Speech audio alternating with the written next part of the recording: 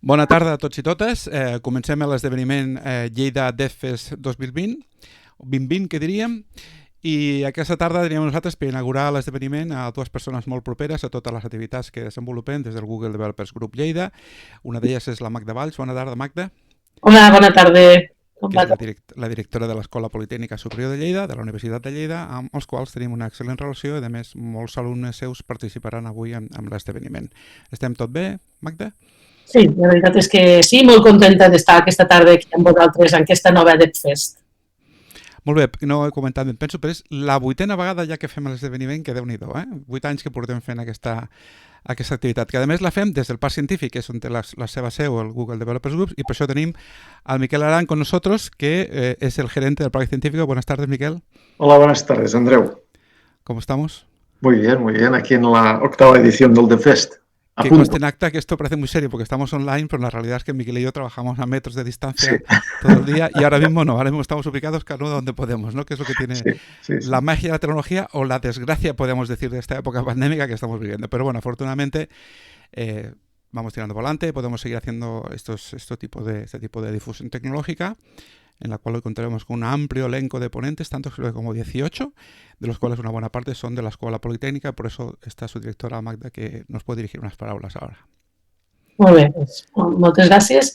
Bones tardes a tots i a totes, Miquel, Andreu. La veritat és que com a directora estic molt contenta i de poder estar aquesta tarda a la Devfest, en aquesta 8a edició que dèiem, ja són moltes. Cal agrair al Google Developers Group, que ja fa anys que organitza aquest esdeveniment amb la voluntat de donar difusió a la tecnologia, de crear noves vocacions tecnològiques i de fer de conglomerat de projectes en aquesta línia. Agrair al parc, que és el que aixopluga els laboratoris TIC i bona part d'aquestes activitats. I sobretot agrair també les Women Tech Makers, que ja des de fa 2 o 3 anys estan allí al peu del canyó lluitant a més, per visibilitzar les noies i les dones que també se dediquen al món de la tecnologia i mostrar, fer d'aparador, mostrar el que les noies poden trobar també en aquest àmbit. La veritat és que la Devfest és sempre una trobada que m'agrada anar, perquè és un punt de trobada de tots aquests projectes que s'han anat realitzant, podem veure el que han fet uns i el que han fet uns altres. El cert és que se necessiten molts més tecnòlegs i tecnòlogues, necessita gent creativa, gent inquieta, gent amb ganes d'actuar, d'afrontar tots aquests reptes que molts d'ells amb la tecnologia, amb l'ajut de la tecnologia, com a societat, com a ciutadans, podrem assolir. Reptes que ja els tenim ara i reptes que seran nous en el futur, perquè el món el que sí que estem veient és que és molt canviant, I per tant, que puguem sumar molta gent en aquest àmbit, en l'àmbit TIC, en l'àmbit de les enginyeries, és molt important perquè realment això és el que ens està demanant la societat. Hi ha molta demanda, molta oferta laboral en aquest sentit. Necessitem més nois i més noies que els enganxin, que els piqui el cuquet aquest de la tecnologia, que un cop te pique ja no te solta. Aquesta és la veritat, els que entren ja hi són. La veritat és que també estic molt orgullosa de que bastants alumnes cada any, alumnes de l'Escola Politècnica, cada any s'impliquin, s'engresquin en aquestes propostes que se fa des de Google Developers Groups, que no són poques i que, a més, heu sabut continuar-les mantenint malgrat el context que tenim. I això és el que ens està demanant actualment la societat, que ens sapiguem ser flexibles i tenir una mica de cintura i adaptar-nos a les noves situacions i això és el que estem fent avui. Que la primera vegada la Devfest serà virtual i sense cap problema ens hem de trobar tots i totes. Pel que fa als nostres alumnes, aquest any hem implicat 2 alumnes del grau d'Enginyeria Informàtica. També estic molt contenta que s'ha implicat un alumne de mobilitat que ve de la Universitat de Facens, al Brasil, a la ciutat de Sorocaba, que és una universitat amb la que tenim un partnership i tenim dobles titulacions en conjunts amb ells, i també un estudiant del grau d'Enginyeria Electrònica i Automàtica, que és molt ampli en realitat l'espectre d'alumnes que poden col·laborar i participar en aquests projectes. Bé, sense allargar-me més, a tots els que esteu assistint, dir-vos que animar-vos a que us impliqueu, a que us deixeu tocar per la tecnologia, com dèiem, per fer front a tots aquests reptes i sobretot a les noies que tinguem, que tenim, veureu que avui, ens deia l'Andreu, que tenim paritat de ponents i això és molt important, i doncs veureu que la qüestió del gènere no és una qüestió important en la tecnologia, sinó que tots hi som convidats i tots hi som necessaris. Bé, i sense més, doncs, agrair-vos a tots els que organitzeu i desitjar que tinguem doncs, una molt bona jornada aquesta tarda. Moltes gràcies, Magda, i gràcies especialment per la menció al projecte Womantage Maker, que vosaltres també sou part activa, i efectivament mencionar que aquest any, per primera vegada en tots els esdeveniments que fem, que han sigut innumerables des que l'any, ja no 8 anys, sinó fa 9 anys, amb el teu predecessor, l'amic Cisco Giner, vicerector de la universitat, fes el primer esdeveniment que vam fer ja a una de les vostres sales per mostrar el grup, per iniciar aquest grup, i sempre hem tingut aquesta relació i és molt important perquè jo crec que es va notant a poc aquesta llavor que es va sembrant i que cada vegada més noies pues, tenen més interès. Bueno, no es que sigui un aumento radical, pero por lo menos es un cambio de tendencia que es muy necesaria. Y además esto me gusta decirlo y cambio de idioma para que Miquel nos diga unas palabras, porque en el proyecto científico él siempre lo dice con una frase muy bonita. Te voy a robar un poco del escrito seguro, Miquel. Y es que si no, a los dos, si no tenemos este punto, vamos a decir, femenino o de otro género, por no decir, es decir, específicamente femenino en los trabajos en la ingeniería, se pierde mucho. Es decir, hacen falta mujeres y hace falta mujeres que estén en ingeniería y en la ciencia también. O sea que sin más dilación, Miquel, si nos quieres hacer algún comentario. Sí, pues sí, bueno, ante todo muchas gracias por la invitación y aprovecho para, al hilo de tus observaciones, que este año el proyecto de ciencia y tecnología en femenino va a proseguir en el año 2020-21, pues un proyecto que tuvo mucho éxito y que este año ya no es el momento ahora, pero que aprovecho tu nota para decir que va a continuar en el 2021. Pues nada, encantados de acoger la edición 2020 del Devfest en el Parc Científic i Tecnològic Agroalimentari de Lleida. Este año la tecnología es la que nos permite tener este auditorio virtual y estas salas virtuales, que era inimaginable hace un año, pero ahora con la tecnología esto ha sido posible. Y yo quisiera hacer, aprovechando esta circunstancia epidémica, el canto a la tecnología, al buen uso de la tecnología, ¿no? Todos oímos hablar de las PCR cada día, se hacen millones en el mundo. Esto hubiese sido inimaginable hace muy pocos años. Ahora esto es posible, es una de las grandes trincheras que tenemos contra la epidemia gracias a la tecnología. Estamos oyendo hablar de vacunas en un horizonte de meses. Esto también es otro logro de la tecnología inimaginable hace 10 años. Estamos oyendo hablar de la capacidad industrial de producir esas vacunas, no solo el diseño, sino la capacidad industrial de producirlas, con todo lo que me imagino que hay detrás de producción semiautomática o automática, robótica y distribución y logística. Y luego toda la capacidad tecnológica de seguimiento que tenemos gracias a los dispositivos móviles, de seguir los contactos y toda la capacidad que tenemos ahora de avisar a las personas a distancia, cosa que era inimaginable hace 15 años. ¿Cómo se hubiesen atrapado los contactos hace 15 años sin el móvil? ¿No? Hubiese sido hubiese sido esta misma epidemia hace 15 años, hubiese sido hubiese sido la peste negra, ¿no? Entonces, la tecnología nos permite afrontar con un mínimo de optimismo dentro de lo que no es nada fácil, dar el apoyo a los servicios sanitarios, a los servicios también alimentarios que han dado el callo, pero que afortunadamente la tecnología los está ayudando y mucho, ¿no? Entonces, este año además, con lo que has comentado, de que también por primera vez tenemos una paridad de presentaciones en tecnologías que, bueno, así se empieza. Algunas de ellas son de un ámbito muy social y muy práctico. O sea, veo muy interesante algunas de estas presentaciones que se van a hacer en el Devfest 2020. O sea, yo creo que este año, y no es un tópico, va a ser una oportunidad, es una oportunidad lo que está pasando, y espero que no desfallezcamos de cara al 21 cuando volvamos a una realidad, esperemos, más normal, ¿no?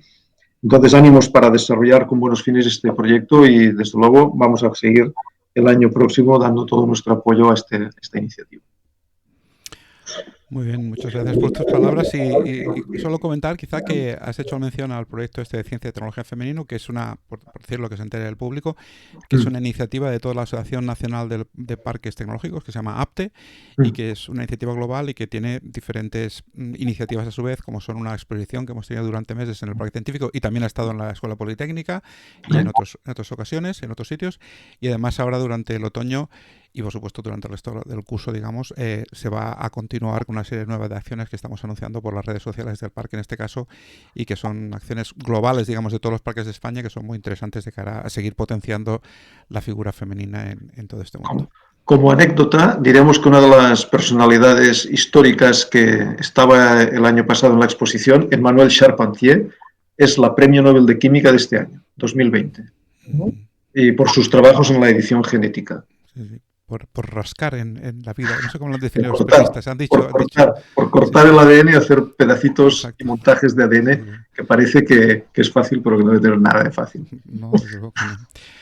Molt bé, doncs agradeceros a ambos, agrair-vos aquesta estona i res, seguim a continuació amb l'esdeveniment i ara farem una petita presentació de les instal·lacions que disfrutem al Parc Científic, des d'on fem normalment els esdeveniments, però que avui no les podem fer, es veuran les sales buides, però no d'estudiants, perquè els estudiants sí que estan, i a més ens presentaran una miqueta els projectes de veu i després amb totes les ponències. Doncs moltes gràcies i bona tarda a tots dos. Moltes gràcies.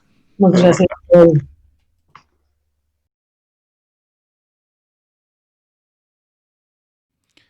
Us volia explicar una altra cosa, i és que avui, com aquesta edició del Devfest Lleida 2020 es fa online, per motivar una mica més la participació de la gent, hem muntat una mena de sorteig.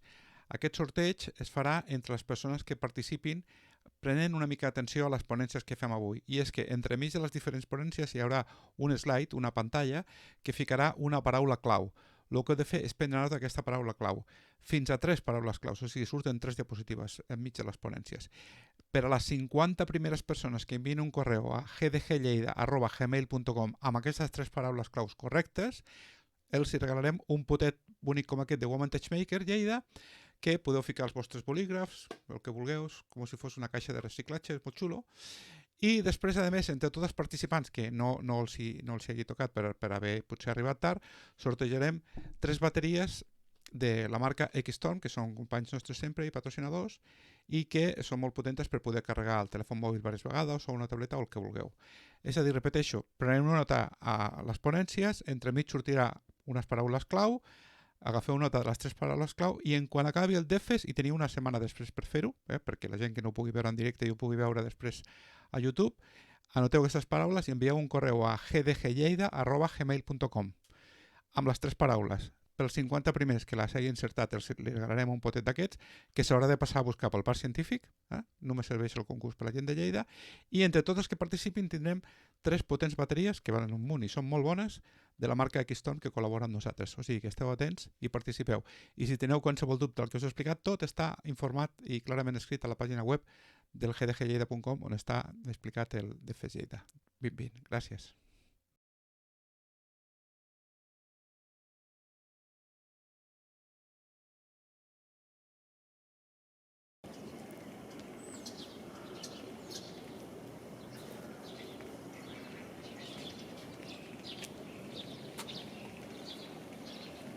Hola, bon dia, que veieu, i bona tarda a tots i totes.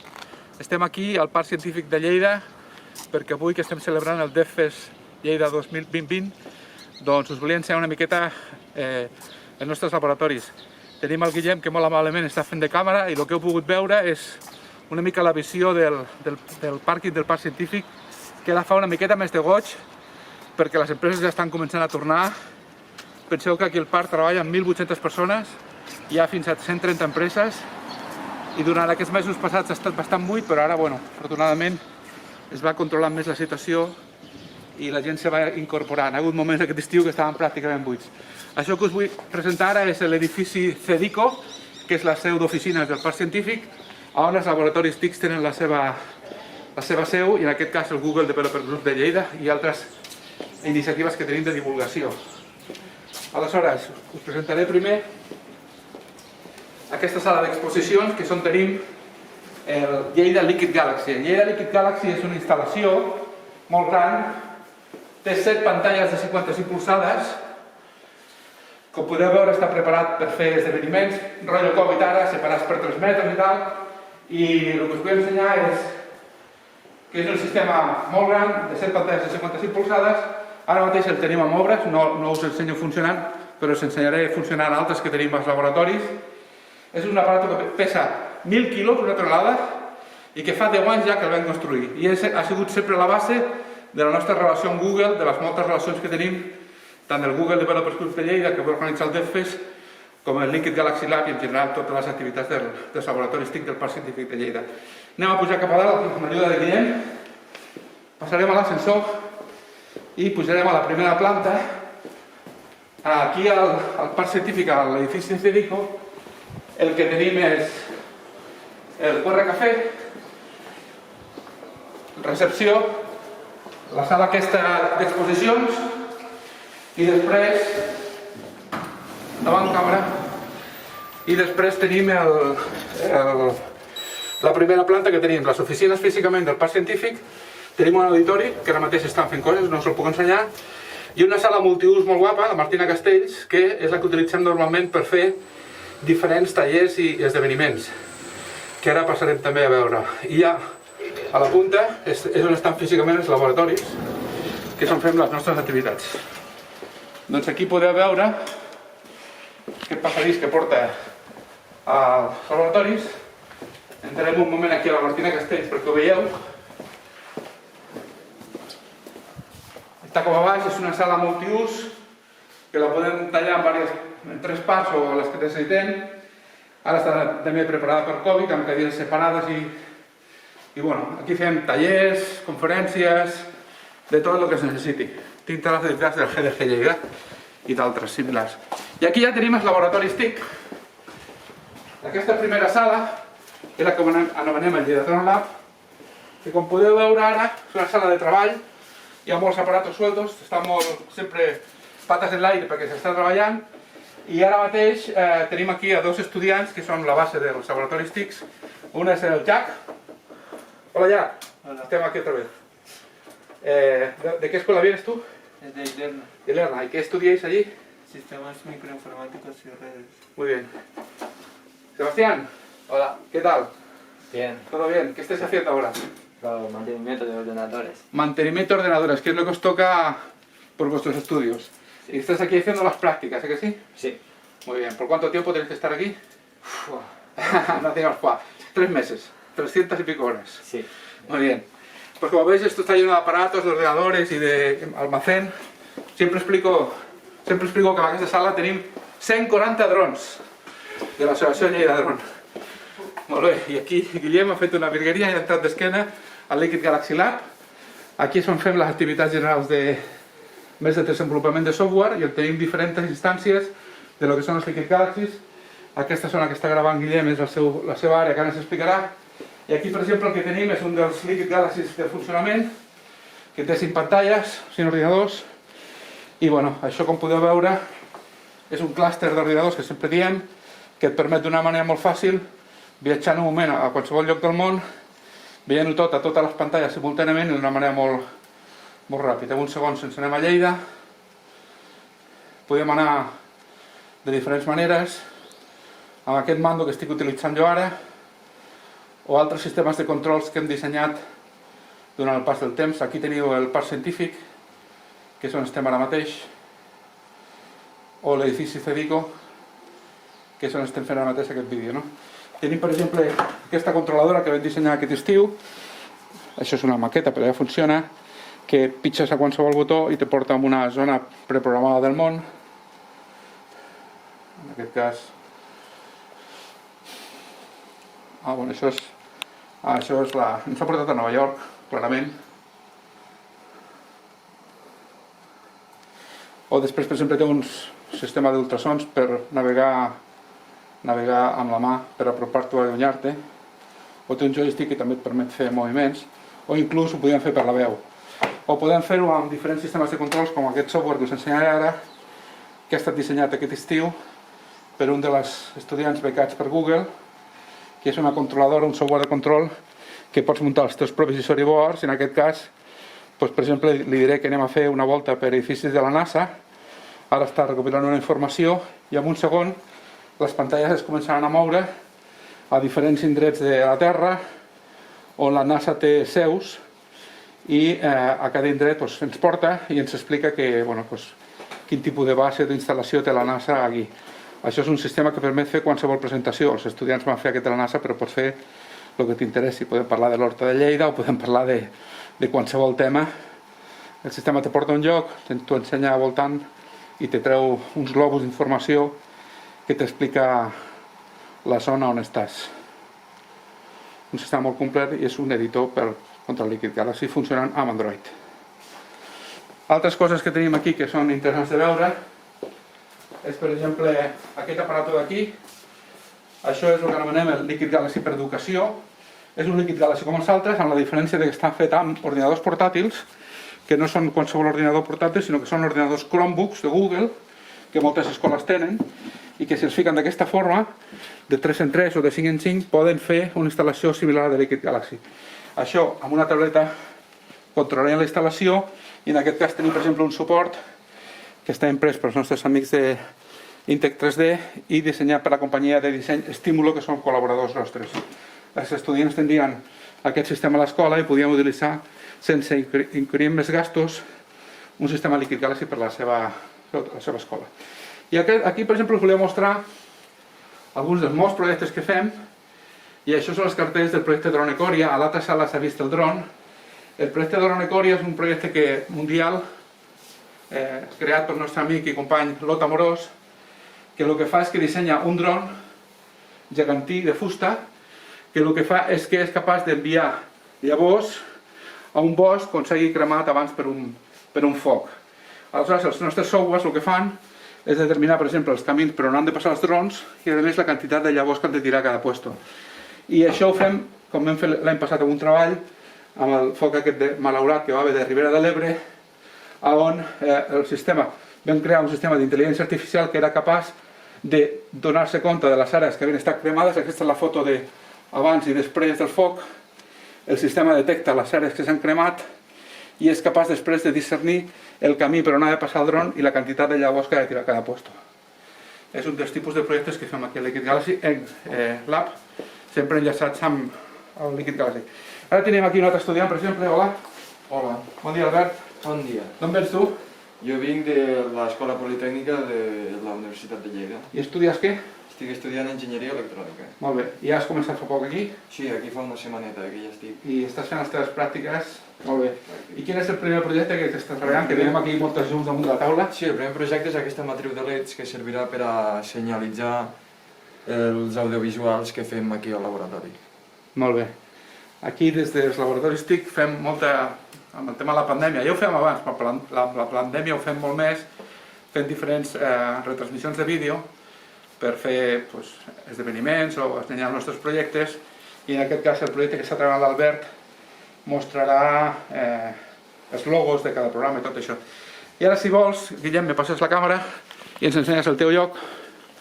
Doncs, D'on vens tu, Guillem? jo vinc de la Facultat d'Informàtica, Sí? estic fent el quart any i també estic aquí fent les meves pràctiques.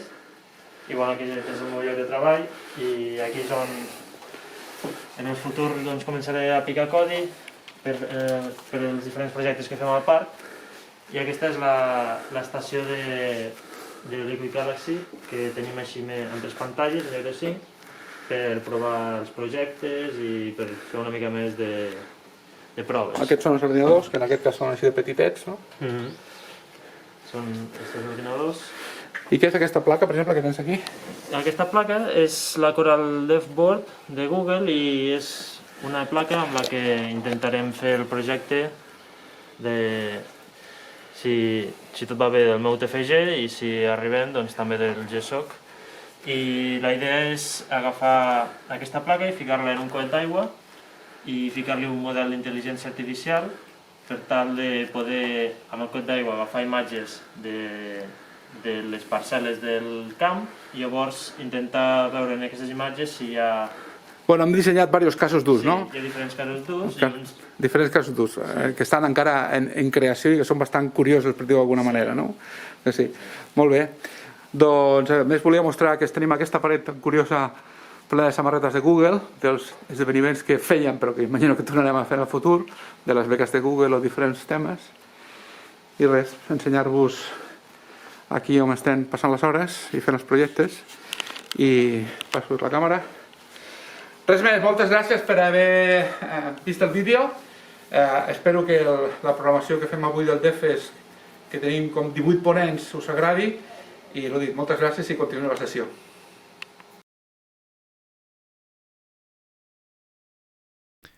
Pues continuamos con el Devfest Lleida 2020 y ahora mismo vamos a hacer una pequeña presentación sobre el programa de Women Tech Makers, y en este caso el capítulo de Women Tech Maker Lleida. Y para eso tenemos aquí hoy a dos de las integrantes del programa, que es Claudia Mijaela. Buenas tardes, Claudia.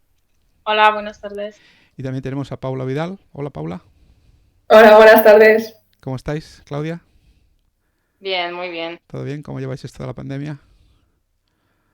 Bastante bien. Me alegro. ¿Y tú, Paula, también? Sí, bueno, vamos haciendo. Vamos haciendo con lo importante. Muy bien. Perfecto. Entonces, sin más dilación, Claudia, ¿podrías comenzar a hacer esta presentación de slides que tenemos sobre el programa en Lleida? Pues presentaremos un poquito qué es el grupo Women Tech Makers, qué hacemos más o menos, un poquito de historia y luego nos presentaremos cada uno. Y primero empezará la Paula. Así que la Pues dejo hablar. básicamente Women Tech Makers es una iniciativa nacida desde Google a nivel mundial que se trata de visibilizar la comunidad o el sector tecnológico hacia las mujeres o a visibilizar más que nada a las mujeres en este sector. En concreto, Women Tech Makers Lleida fue creada aquí en el 2009 y funciona independientemente, aunque está ligada a la acción de GDG Lleida, igual que todo el resto de grupos de Women Tech Makers. Has dicho 2009, pero 19, que consta en acta. Es una pequeña corrección. O sea, tiene 2 años ahora mismo el capítulo. Nada, no pasa nada. Es una corrección que te hago. Está en pantalla. Comienza. Mira, ves, ahora se ven los slides de Claudia. Explícalo, Claudia. Ahora explicaré un poquito la historia, que hemos empezado en 2019, como dijiste. La iniciativa la hemos empezado en los laboratorios TIC del Parque Científico, hablando, pues hemos decidido crear este grupo aquí también, porque no había. El primer evento lo hemos organizado en 2019, en marzo. Ha venido un montón de gente y le ha gustado mucho a todas las chicas y también había chicos, claro. Hemos sido 120 asistentes y lo hemos organizado en la Universidad de Lleida y han venido 5 instituciones locales que hemos hablado un poquito, hemos hecho unas charlas, luego hemos hablado con las chicas y chicos qué es lo que piensan ellos que será en el futuro para cuando empiecen la universidad, para a ver si algunos de ellos querían escoger un sector tecnológico. Luego hemos vuelto a presentar en el evento de Devfest Lleida el año pasado. Y el segundo evento lo hemos hecho teníamos que hacerlo en marzo, pero claro, por la pandemia, pues lo hemos aplazado a mayo de este año y lo hemos hecho online, el segundo evento de Women Makers. Y ahora en la primavera de 2021, pues esperemos hacer el tercero y esperemos que no sea online, porque sería mucho mejor. Esperemos. ¿Qué te iba a decir? Ahora estamos haciendo el Devfest Lleida 2020, el año pasado lo hicimos en el Devfest Lleida 2019 y también hubo muchísima gente, porque creo recordar que entre la mañana y la tarde estuvimos más de 300 personas. Y además por la tarde estuvo bien, ¿te acuerdas? Claudia, hicimos el taller de hacer los... Sí, de las alpargatas y sobre cómo hablar en público. Exactamente, que estaba la Rosa Prats del Instituto Revisens explicando lo que hablar en público y en paralelo a la Lola de Logroño, del GDG Logroño, explicándonos cómo... GDG La Rioja, explicándonos cómo hacer este proyecto que tenemos muy simpático de Internet de las alpargatas en los laboratorios, ¿no? Que lo tenemos ahí, vamos haciendo. Entonces, ¿qué hacemos? Pues mostramos el trabajo y la pasión de las mujeres de la industria y destacamos modelos a seguir. Hay muchas mujeres que han sido presentes en la tecnología y no están mencionadas ni en los libros ni no tienen tanta visibilidad como los hombres. Entonces es lo que hacemos, mostrar que las mujeres también han trabajado para la tecnología y han inventado cosas, han inventado programas y bueno, creamos una comunidad de apoyo para conectar a las chicas, porque a veces hay chicas que, bueno, pues no se atreven a lo mejor a seguir una carrera tecnológica, se piensan que solo es para chicos, entonces queremos hacerlas ver que no es así, que las chicas también podemos estudiar tecnología, informática y lo que queramos, nos guste.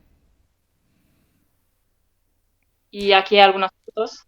Sí, como comentábamos hace un momento, esto fue el evento del año pasado, que lo hicimos en las instalaciones de la Escuela Politécnica Superior, que es donde hacemos normalmente estos eventos, con lo cual tenemos una excelente relación. Hace un momento ha estado con nosotros la directora Magda Valls presentando el Devfest de hoy y hemos hecho mención también al programa de Women Tech Makers. Y sí, aquí estaba nuestra compañera Nuria, que hoy no puede estar con nosotros, que hizo la charla de presentación, y también nuestra compañera de ahora en Zaragoza, Laura Morillo, que nos hizo una presentación por vídeo, y estaban los talleres que hicimos con las chicas y fue todo una mañana entera, recuerdo, muy chula y con mucha actividad, ¿no? ¿Y tenemos más cosas por ahí? Sí, aquí estamos en el Devfest del año pasado, de Lleida. Aquí estoy yo con la Nuria. También sale Cintia, de Zaragoza, que también hacemos con ella otros programas y hacemos muchas actividades. Ella es una buena Woman Tastemaker. Sí, y que también hizo una charla muy buena el año pasado. Sí. Y aquí es el segundo evento que lo hicimos este año, que claro, pues como no ha sido online, pues he puesto una foto. Bueno, pero se ve la cantidad de... Hay alguna gente que repite, tú repites, pero también repite Emily. Emily va a estar haciendo un tutorial de Jamstack de aquí un rato. Está obviamente la directora Magda Valls, está el gerente del parque científico Miquel Arán, estoy yo, y está también la Alba Montoya, sí, que sale al final del Devfest, hará el monólogo que ya nos hizo también para este evento del Woman Tastemaker. Nos hizo un monólogo sobre la Aydah Lovelace, que fue la primera programadora de la historia, primera mujer programadora, y es una estudiante jovencita del Instituto Revisens que tiene un desparpajo delante de la cámara y es casi una actriz, y nos hizo un monólogo que hoy repetiremos porque es muy chulo. Pues ahora nos presentaremos cada uno un poquito. Primera soy yo. Como ya he dicho, me llamo Claudia, estudio Ingeniería Informática en la UDL. Este año acabo, espero acabar este mes. Sí, te falta nada ya. Acabaría, solo me falta presentar el trabajo final y ya está, ya acabo. Y pues también he obtenido 2 becas de Google Summer of Code en 2019-2020, con un proyecto que ayuda a las personas sin recursos, que es, bueno, ya lo presentaremos en breve. De aquí unos minutos sale tu otra presentación, o sea que lo vas a explicar en nada. Lo que pasa es que lo vas a explicar en inglés, porque son dentro de estas otras presentaciones que hacemos en inglés. Y un proyecto muy chulo y encima funciona con el sistema Liquid Galaxy, que lo tenemos en el parque científico, que son unas pantallas panorámicas donde se puede ver información de las personas sin recursos, bueno, que ya veréis en la siguiente presentación. Y también he sido mentora de Google Code, que por desgracia ya no está a partir de este año, que es un programa para los niños entre 13 y 17 años y que era muy guapo. Era muy guay ese programa. Para jóvenes, que tenemos a Paula que está justo en los 17, jóvenes, para jóvenes, ya no niños ni niñas, jóvenes. Ya. Esta foto que se ve aquí, son de los sí, realmente son de los laboratorios, ¿no? Aquí es cuando hiciste las becas y se te ven diferentes fotos con los otros compañeros. Muy chulo. Bueno, Paula, ¿quién eres tú? Pues yo tengo 17 años y estudio segundo de bachiller en el Instituto GDG Lleida. Y bueno, yo he empezado a colaborar con el parque científico o con Women Tastemaker este año y sobre todo pues con el proyecto de Claudia y tal. Y ahora estoy en el instituto, pero el año que viene planeo estudiar física. Una futura astrofísica, qué conste nata. Y qué conste nata que no has empezado este año, sino que ya vas a hacer un año. Empezaste antes de que acabase el año pasado. Bueno, sí. O sea que ya vas para... Nada, hace un año que estás colaborando con todas estas actividades. Jolín, ¿ya me has puesto a mí? ¿Me has puesto esta foto de Google? Qué pasada, ¿no? Bueno, pues yo me presento, yo soy Andrés Ibáñez, ya me habéis visto muchas veces en el Devfest de hoy, me conocéis. Y lo que pasa es que aquí en esta charla, en esta presentación que hacemos ahora, pues actúo en mi papel de Woman Tastemaker Ambassador, que es un título oficial de Google, por el cual se me reconoce la actividad que hago con vosotras y intento siempre pues que las chicas, las mujeres, pues tengáis un papel y os empujo, y creo que en este caso tú, Paula, es un buen ejemplo, Claudia y Paula sois un buen ejemplo, que os empujo siempre un poquito, ¿no?, a que intentéis hacer más, que aprendáis, que buscáis objetivos dentro de mis posibilidades, y por eso tengo esta titulación otorgada oficialmente por Google. Que no hay muchos, no pensáis que hay muchos en el mundo. Creo que en Europa somos 5 personas, solamente hombres, que estamos con el título Woman Tastemaker Ambassador, y en el mundo somos pocos. Hay muchas chicas, miles, pero hombres somos muy pocos.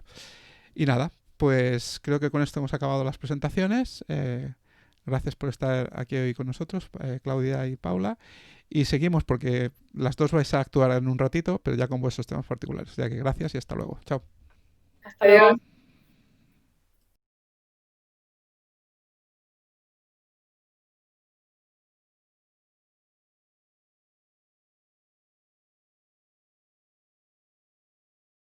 Good afternoon, everyone. This presentation is going to be in English because I'm going to present the Google Open Source World Programs, Google Summer of Code, and Google Code. So let me introduce me a little bit. I'm Andrew Ibáñez. I'm mentor and administrator at several Google Summer of Code projects. The most active is the Liquid Galaxy project since 2010. You can see the URL here. And also, I'm co-organizer and organizer of GDG Lleida and co-organizer of GDG Spain, Association of 40+ Google developer groups. You can see us at gdg.es. Also, as my daily life is living on the research laboratories at the Scientific Park of Lleida, where I run many projects with the students and other people. If you want to follow me around the networks, I am around Sandro Ibanez, except on Instagram, that I am the only one that has the handle Andreu. So I'm going to talk about two topics. One is Google Summer of Code, and the other is Google Coding. Those are the main programs of the Google Open Source Office at Google. Google Summer of Code, the most important now. What is Google Summer of Code? It's an online, because everything happens online. So COVID-19, we are hopefully not, you are not invading us. It's international because we do it for all the world. Almost every country in the world has students participating. And this program is designed to encourage university students to participate in open source software development. I say software and I say open source. For open source, we mean that the code we all develop has to be open source. This means that everyone can use it and even they can sell it, but they have to give you credit and some other questions that can be in your license, the license you try. And we are developing software. So this means that if you are in another career, not computer science, maybe this is not the program for you. Maybe you're good at developing, but usually computer science, electronics, or maybe other engineers are more easy to approach this program. So I was telling that what's open source? Computer software where the source code is distributed under an open source license that allows anyone to study, change, improve, and distribute the software. The most important thing is that it promotes collaboration because everything happens online, and with many people working at the same time on the same lines of code, and using the tools we have at this moment, GitHub, GitLab, and this is fantastic because also everyone is sharing his knowledge with the other community. And this is a worldwide community of dedicated developers because there is plenty. I would say that Internet, as we know it now, will not be the same without the open source. Most of the tools we use daily are based on open source. Okay. So, about students work for an open source software organization and earn a stipend for successfully completing the project. This means, we will see it, students work for 3 months in the summer and Google pays his job for 3 months. This has to be outside of school or working because you have to allocate at least 6 hours daily to work on your project. Okay, think about that. This will help you also not only for getting the money, but also will improve your career because you will have, I would say, a broader knowledge of what is the reality on the industry, and also you will get in touch with some technologies that you usually don't get at the university. So the goals of the program. The first one maybe is to help organizations, open source organizations, continue to identify and bring new developers every year. I mean, the people that goes into Google Summer of Code helps the open source organizations developing code, so these organizations has more code, more functionalities, and it also helps to identify new developers that will help these organizations in the future. And as I said before, this is exposing students to the real world of software because usually when you're at the university, you're not developing for real. And when I mean for real, I mean that when you have your very first work, you start to think that this is not the same you have studied on the university, maybe not only for the kinds of technology you use, but also because it's a very different matter to have develop a project end-to-end, starting to end. I mean, you have to think about the project, you have to create the project, you have to discuss the project with your mentors, and then you have to develop it, continuously improving, continuously reviewing, and finally deliver the project. So this is not exactly the same that you make on the university. And also, very important, this helps students to build a strong network for in the future when they will apply for a job, because you will have the opportunity to write on your resume or your curriculum vitae, I've been doing the Google Summer of Code internship, and believe me, we have many students that are now in very big companies, and this single line of in his resume help them a lot. How does GSOC work? So, open source software projects, organizations apply to be mentor organizations. Later, I will introduce you to my main project. It's called Liquid Galaxy. Many of you listening know already the project. So I am here explaining the Google Summer of Code program, but I'm also on the paper on the role of being a mentor and also administration of one open source organization. I mean, we have just in middle January presented to Google and saying, "Hey Google, we are in this occasion." Yeah, that's funny. That's funny because the Google Assistant has just answered me.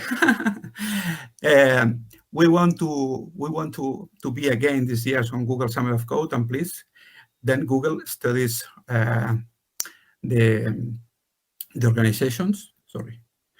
organizations, and they select which organization will be mentoring to the students this year. So this year in 2020, I believe we are 201 different organizations. That's a lot of open source in one program. It's the biggest program in this around the world. So when Google has choose the organization, students can start to submit their project proposals to these organizations. We will see later how the organizations prepare this for the students. The mentor organizations choose the students that they want to work with them. And then every student is paired at least with a mentor that will be the person that will help him, her through the project. The 3 months that took 12 weeks that the code has to be developed. Usually around mid-May to mid-August. We will see the timeline for this year later.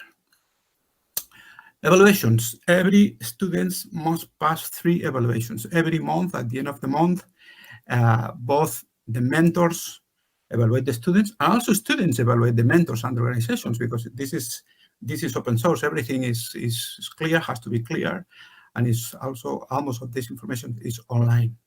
So every student passes their evaluation every month, and if they pass the evaluation, Google pays the students the stipend for the work, usually a third every month. At the conclusions of GSOC, mid-August, end of August, students will submit the code they have written for the project for everyone to see and use, because, as we say, this is open source. So all the code developed will be for free for everyone. Stipend, money, that's important, but it's not the most important question. It has to be not the most important question. The students will get around $5,000 for the 3-month period work. And I say around, because initially, think about that Google Summer of Code, we are in our 16th year, I believe, 16, that's a lot. And for many years, Google pays a fixed quantity to all the students around the world, but this was not a good idea, because, quantity of money here in whatever country you live is not the same as in other countries. So now they are paying the quantity depending on the country. Okay, so maybe you get more, maybe you get a little bit less. You have to double check it on the FAQ site at Google. So when the students finishes every evaluation, get a third of the stipend, as I said before. Eligibility.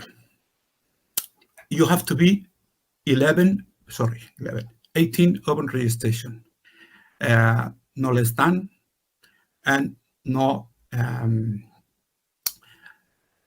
for up this age there is no limit, because the only limitation is that you have to be accepted into. This means that you can start in the next month or already enroll in a university program by the student acceptance date. When you present your papers to your paperwork to Google, you have to have this something like a document that will say, this university has me enrolled in that computer science or whatever kind of study.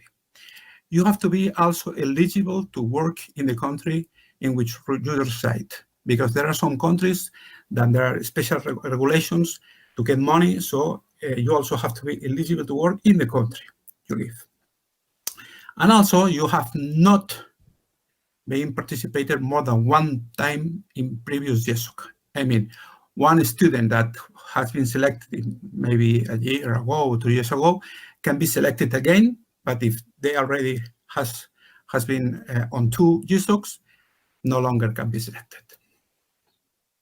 Statistics, some numbers to know that are very impressive. 15 years, more than 15,000 students from 110 countries have been accepted into Google Summer of Code, next to 686 open source organizations. That's a lot of people, a lot of organizations.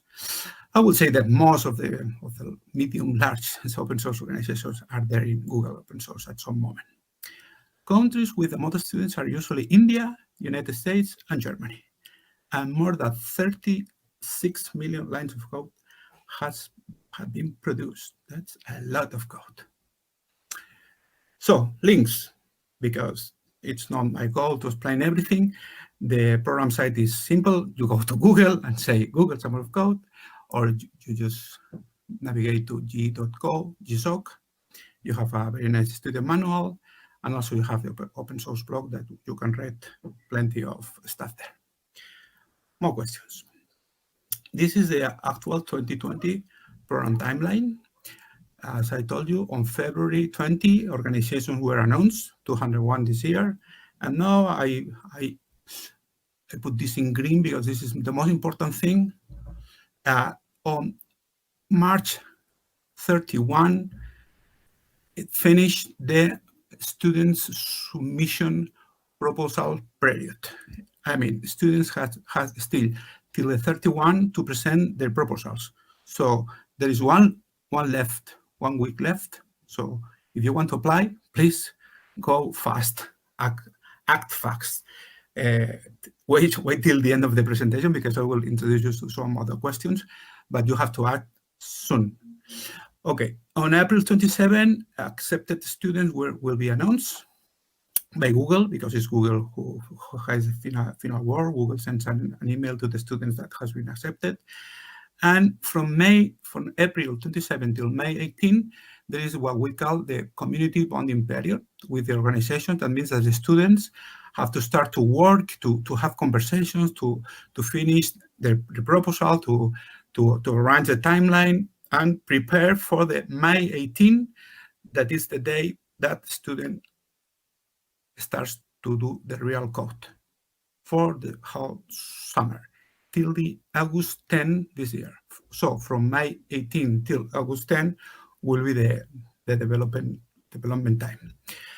And on August 25, all the successful students will be announced by Google also.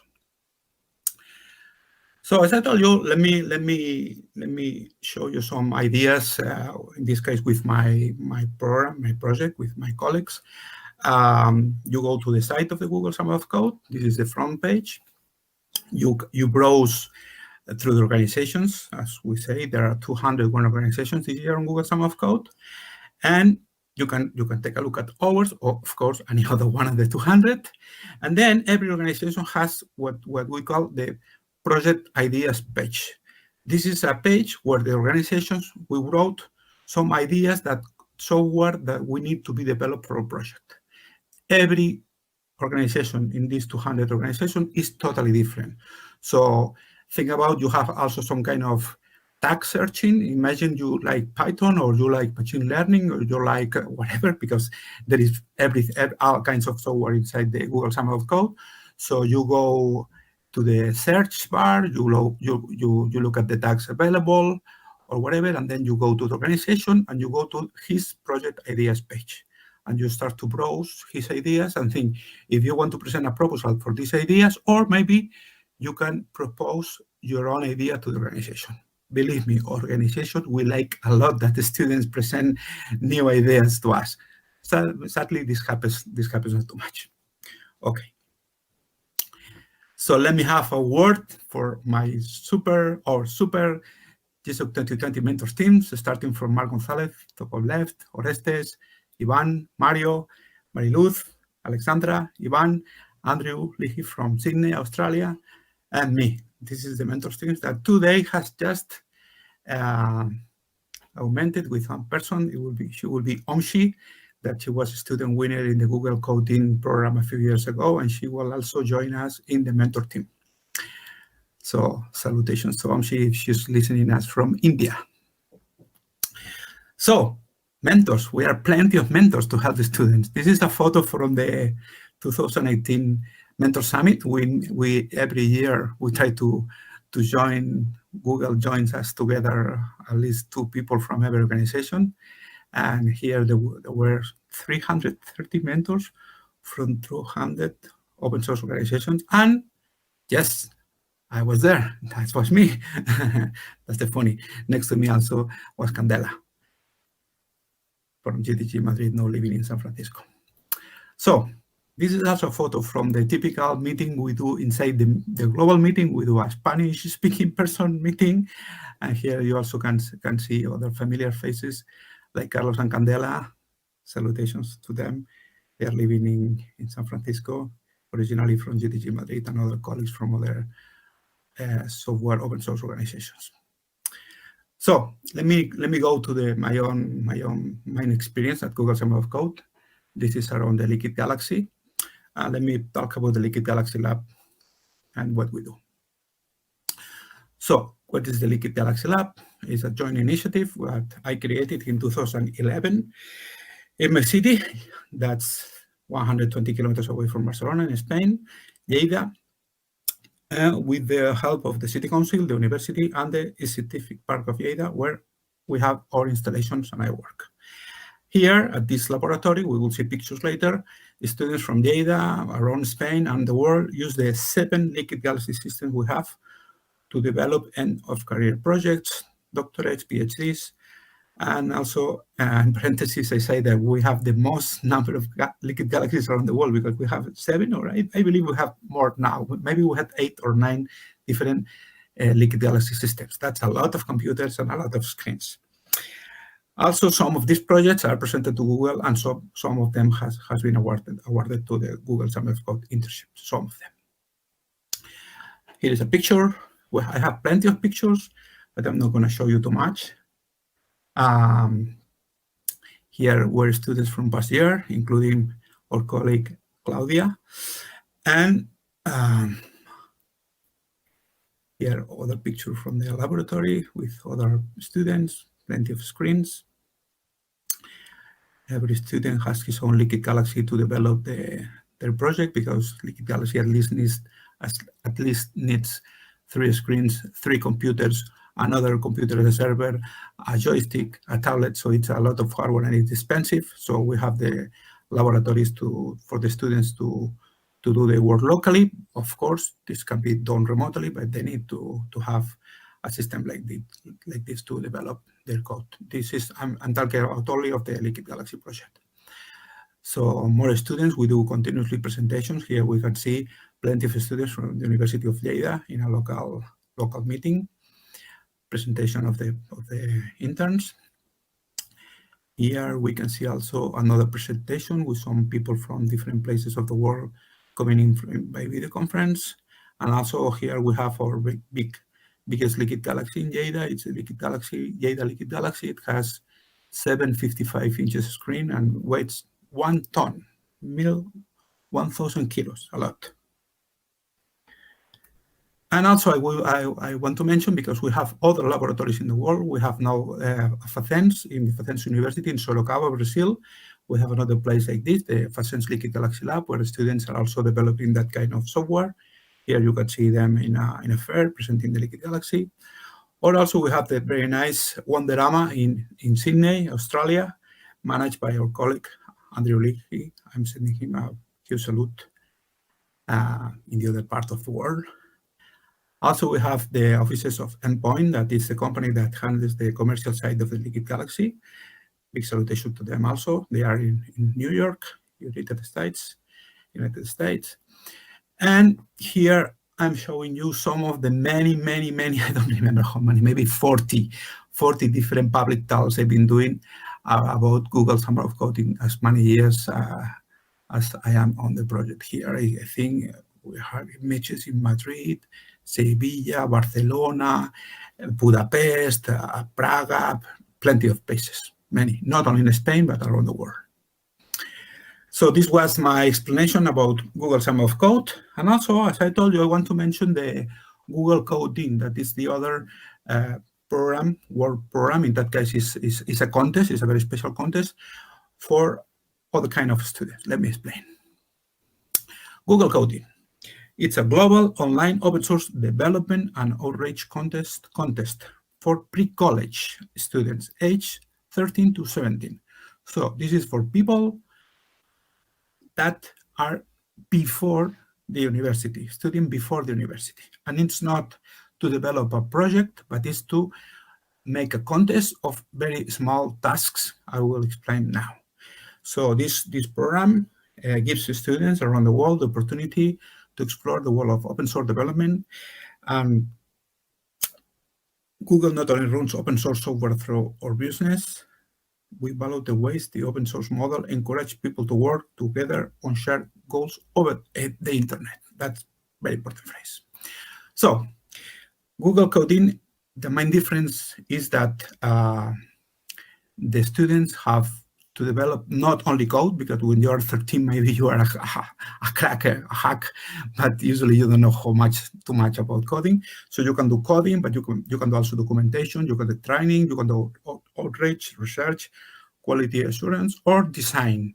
So students choose this bite-sized task, because usually they cost about 3 to 6 hours to be developed. And lots and lots of students have developed this task for the past years. Let me show you some statistics also.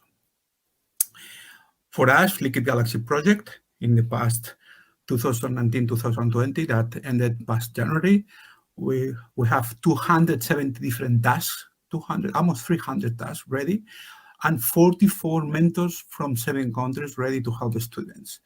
We handled 750 students that developed almost 1,500 tasks in the 2.5-month period.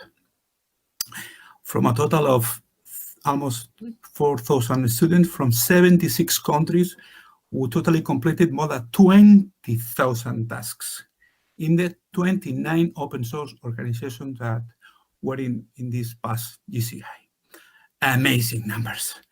So all the information is on g.co/GCI. So what students do, because they don't do code, they do something like this. They do designs, like this brand new logo that we will use or not. They do shirts, they do screen wallpapers. And also to the right, I want to mention that this was one of the tasks this year was very, very, very nice, because we asked to the student to develop a new mascot for a project. They presented about 20 different mascots. And just at the end, one person, a student, okay, here, I remember, presented this lovely 3D made Google globe, the Earth globe, and everyone was so liking it. And we have this now as mascot. We call them Mr. Worldwide, and it's a very, very, very nice example of what the students do. They also do many different tasks.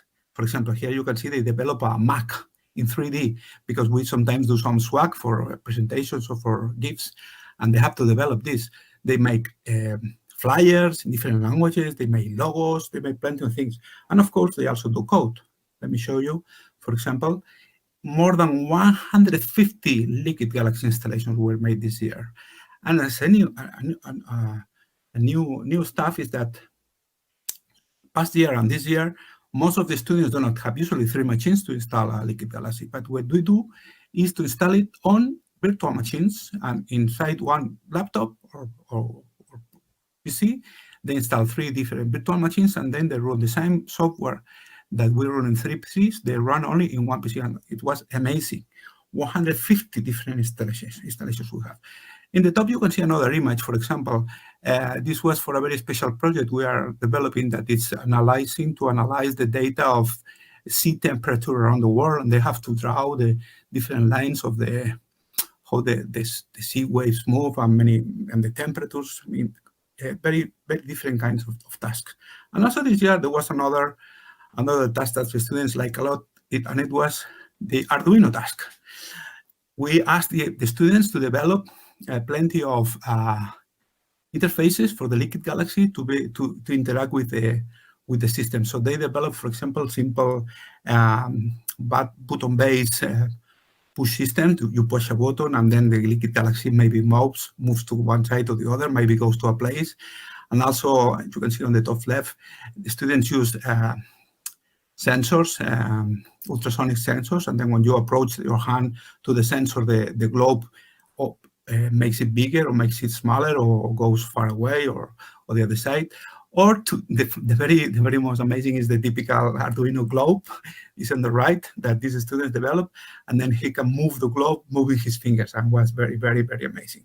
So if you're interested, we have our main page, liquidgalaxy.eu for Europe. This was the available domain, and you have plenty of samples of the tasks the students developed this year that were very, very amazing. And you know, this is open source. All of you can use it if you need it.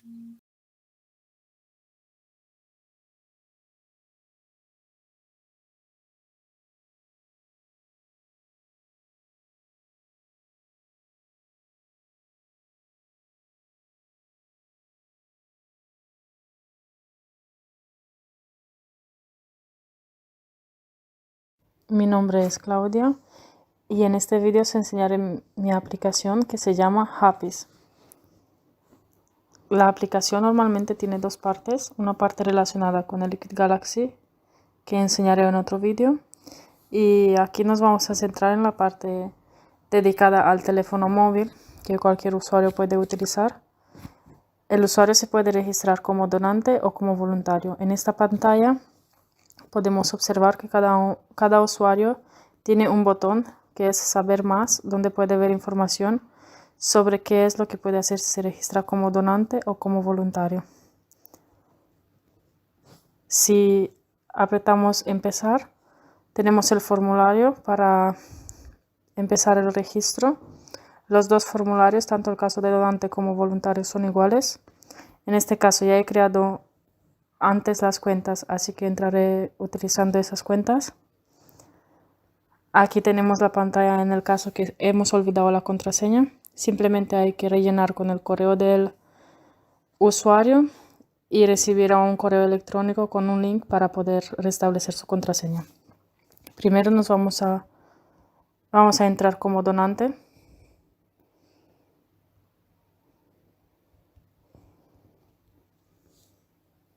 Hay que comentar que en este momento los datos en la base de datos los tengo en inglés, por tanto la información saldrá en inglés de los usuarios. Pero como se puede ver, aquí están todos los datos de los usuarios, la pantalla principal. Y si seleccionamos un usuario para ayudarlo, podemos escoger qué es lo que queremos donarle, como comida, ropa, trabajo, alojamiento o productos de higiene personal. Y si queremos ayudarlo personalmente o a través de un voluntario. Si escogemos personalmente, nos saldrá otra pantalla en la que podemos visualizar la localización de esta persona y un horario aproximado en la que el usuario lo puede encontrar ahí y llevarle la donación. En caso que escogemos un usuario y queremos donarle cosas a través de un voluntario, nos saldrá un punto de encuentro cercano, establecer un punto de encuentro cercano con un voluntario. la hora y la fecha en la que al usuario le iría bien, y el voluntario recibiría esta información y se pondría en contacto con el donante. Luego hay otros dos apartados, que es mapa, donde se pueden ver los markers de una ciudad, de todas las personas que necesitan ayuda. Si apretamos podemos ver el nombre y el horario en que está en esta ubicación, y si apretamos en la descripción nos lleva directamente a la ayuda. Luego tenemos otra página que es lista de mapas, donde se pueden ver todos los usuarios con un mapa, y apretando el primer botón azul nos abriría directamente Google Maps con la ruta para llevarnos directamente a la ubicación de la persona que necesita ayuda. Ahora entraré como voluntario.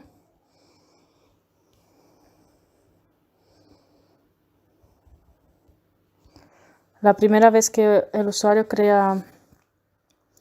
voluntario crea el perfil, no tiene ningún perfil de persona necesitada, porque cada voluntario puede visualizar los propios voluntarios que ha creado. Por tanto, hay que ir a nuevo perfil de persona necesitada.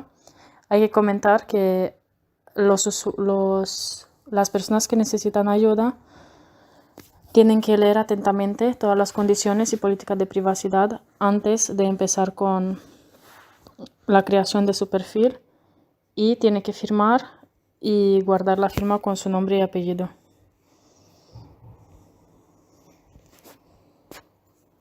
Después hay que seleccionar una foto de perfil, escoger un nombre de usuario para la persona necesitada, nombre de teléfono y fecha de nacimiento son opcionales, y luego escribir algo sobre las experiencias de vida.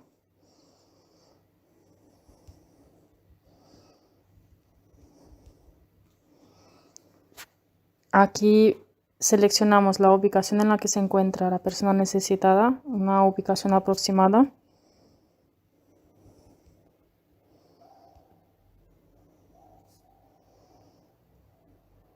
Y en la última pantalla los días y las horas en las que está en esa ubicación. Y la necesidad más importante en este momento. Y ya guardamos el perfil y la cuenta se ha creado correctamente. Si te registras como voluntario, también puedes editar estos datos o borrar el perfil completamente. Y luego hay que mencionar que tenemos otro botón donar, en la que el usuario puede donar dinero para los desarrolladores a través del pago con la tarjeta, o mirar un vídeo de 30 segundos para donar, por ejemplo, en este caso 40 céntimos. Luego está el contacto, si quiere contactar con el equipo. Y ya está.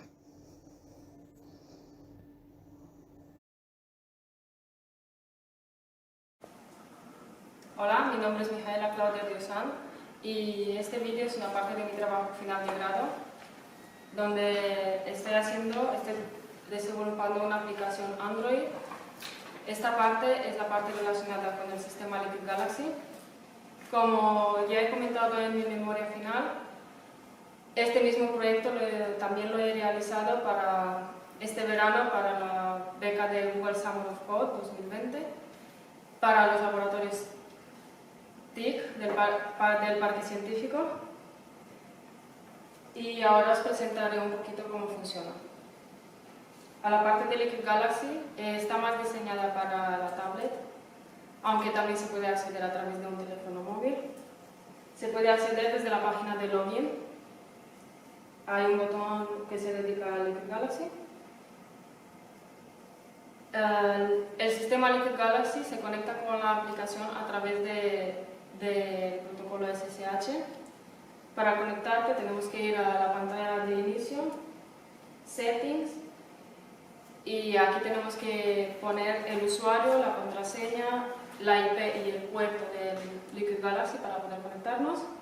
Luego tengo unos ajustes avanzados a través de los cuales puedes elegir donde quieres ver los logos de los parteneros, los homeless, las estadísticas locales, las estadísticas globales, para poder elegir en la pantalla que quieres visualizar estos datos. Luego tengo otro apartado en el menú que se llama Tools, donde puedes relanzar o apagar el Liquid Galaxy. Y también la primera vez que utiliza la aplicación con este sistema, hay que venir aquí y apretar el botón Install. De este modo se instala en el sistema Liquid Galaxy todos los requerimientos necesarios. Luego tengo un botón de ayuda en el caso de que el usuario quiere mirar cómo utilizar esta parte de la aplicación con el sistema, y un botón sobre nosotros en el cual se pueden observar alguna información sobre la aplicación. En la pantalla principal tengo tres botones: Cities, City Statistics y Global Statistics. Tengo que mencionar que la aplicación está en inglés, tanto los datos como la aplicación. Los datos, tengo 750 usuarios, nombres de usuarios y información, todos inventados por los estudiantes de los laboratorios PIC del Parque Científico. Son todos datos falsos y por eso enseñaré datos de donantes, voluntarios y personas que necesitan ayuda. Si vamos a ciudades, en este momento en la base de datos tengo 5 ciudades. Iré a Barcelona. Cuando seleccionas una ciudad, en el Liquid Galaxy se ejecuta un comando enviado por SSH de tipo KML, en un fichero KML que es un tag flythrough, y se envía al fichero /queries.txt, y en ese momento el Liquid Galaxy vuela a la localización que yo he escogido, utilizando las coordenadas y la altitud, el rango, y también hay dos elementos más, el tilt y el handy, que ya he comentado en la memoria final del trabajo. Aquí enseñaré los homeless. Cuando selecciono homeless, me salen los placemarks de todos los homeless que hay en este momento en la ciudad de Barcelona. También tengo en la aplicación un sistema de filtro. Pues buscaré un homeless para enseñar. En este caso se llama Jimmy.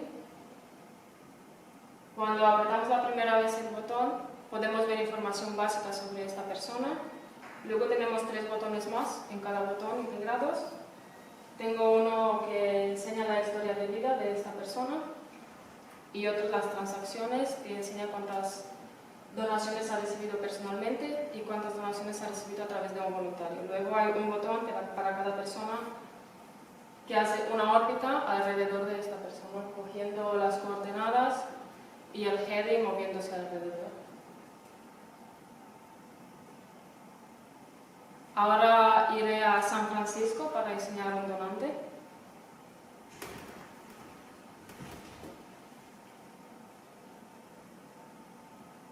Para enseñar la información de una persona, estoy enviando un fichero KML y la descripción se envía utilizando un elemento de KML llamado cdata, donde puedes integrar código HTML y poner todos los datos como quieras.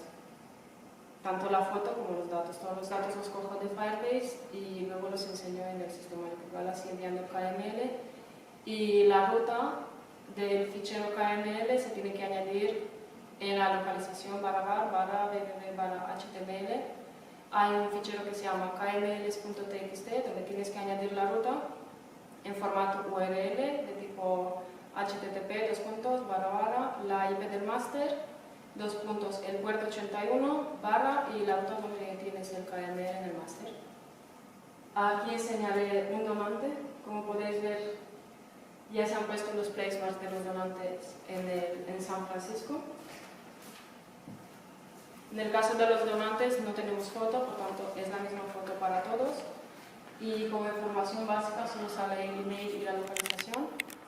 Como información extra sale el nombre, el apellido y el teléfono. Y luego como transacciones sale cuántas donaciones ha realizado tanto personalmente como a través de un voluntario. Y en este caso la interfaz es la misma que en el caso de los hombres. Tenemos también la órbita. Tengo que comentar que para la órbita tengo un botón en la que puedes doblar la velocidad o cuadruplicarla. Voy a ponerla por 4 y en este caso va más rápido la velocidad. La órbita está hecha con un tril aparte, por tanto se puede parar. Ahora iré a Tokio para enseñar un voluntario. En este caso, en el caso de los voluntarios, funciona igual que en el caso de los donantes. Hay otra cosa que comentar. Aquí están los donantes. En este caso también la foto es la misma para todos, porque solo tenemos foto para las personas necesitadas.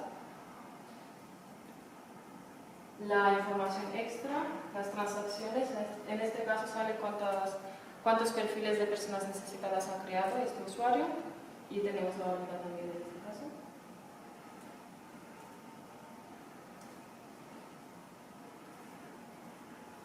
Y ahora en la pantalla de inicio hay dos botones más, un botón para estadísticas globales que enseñará un pop-up con todas las estadísticas que tenemos ahora mismo en la base de datos.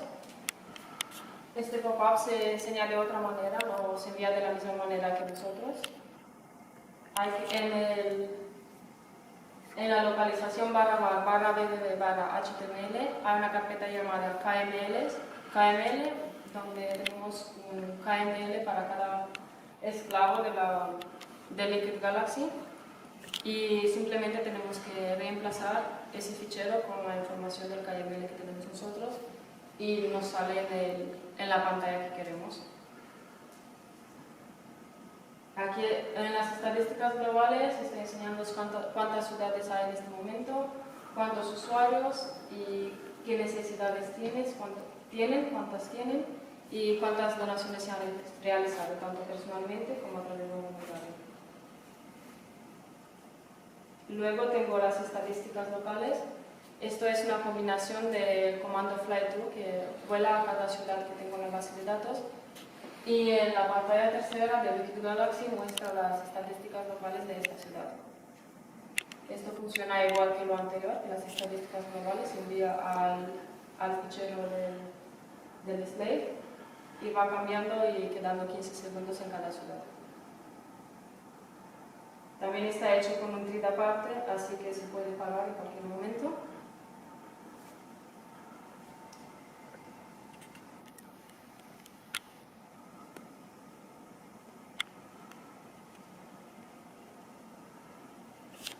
Y ahora por último, tengo un botón que se llama Live Overview en cada ciudad, iré a Lleida. Y este botón hace como una demo, una combinación de todos los elementos, enseñando en una pantalla las estadísticas locales de la ciudad, enseñando los placemarks en todas las pantallas de todos los nombres de la ciudad y haciendo una órbita alrededor de la ciudad, y en la quinta pantalla se muestra información sobre cada homeless, pasando por cada uno durante 20 segundos. Y bueno, más o menos esto es todo lo que hace el proyecto relacionado con el sistema de Galaxy. Gracias por mirar el vídeo.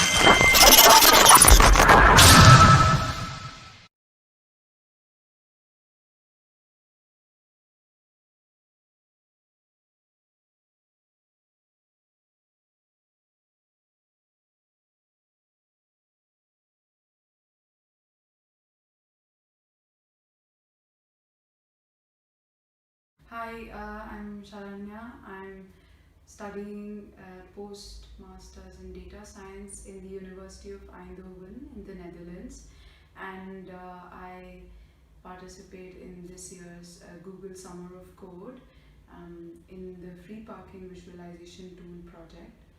So the goal of the project is to detect free and occupied parking spaces in the parking lots and inform users, the parking admins, about it, so that we get an idea of the occupancy of the parking lot. using object detection models, and also view the same in the Liquid Galaxy, since this is the organization that I'm doing my project with. So the main key learnings that I have gained during this period is professionally, I first learned how to use Git effectively because I hadn't done that before, because I'm not from a computer science background. And apart from that, I also gained familiarity with a lot of technologies like object detection models, YOLO to be precise, and also the React and React Native frameworks, how to work with APIs and how to work with Docker containers. And it has been a really steep learning curve as far as technical stuff is concerned. And also personally, the project also taught me a lot, because I learned how to effectively plan and implement the plan over the past 3 months and document my work thoroughly, so that people can understand it easily and also it can be handed over to someone. And then I also learned how to work under a lot of pressure, because the last few weeks have been pretty stressful. In the beginning, I really did not think I'd be able to finish everything on time, but I really learned this a lot thanks to the help of my mentors. So the entire project has been applied using data from CCTV cameras, 4 security cameras in Lleida's scientific park in Spain, and we have used those footages to test the object detection model, identify the free and occupied parking spaces, and visualize the same on the Liquid Galaxy as well as web and mobile applications. The data architecture of the projects consists of multiple phases in the server and client side. So the first one was the collection of data, the footages from CCTV cameras, and then annotating different parking lots in both the cameras as well as on the Google Earth for generating KML files. Then after that, processing and analysis of the data, that is running the model and testing the YOLO v4 model on the data and detecting cars, and then classifying the parking spaces as empty and occupied. And then also this entire setup has to go into a backend, of course, and there's the server built with a Flask web server built with the connection module having the Swagger YML format, and all of it is wrapped into a Docker container. I will go into detail into each one of these components in the next few minutes. Then these backend also gives rise to the 3 apps which acts as the backend and then display all the information that is required.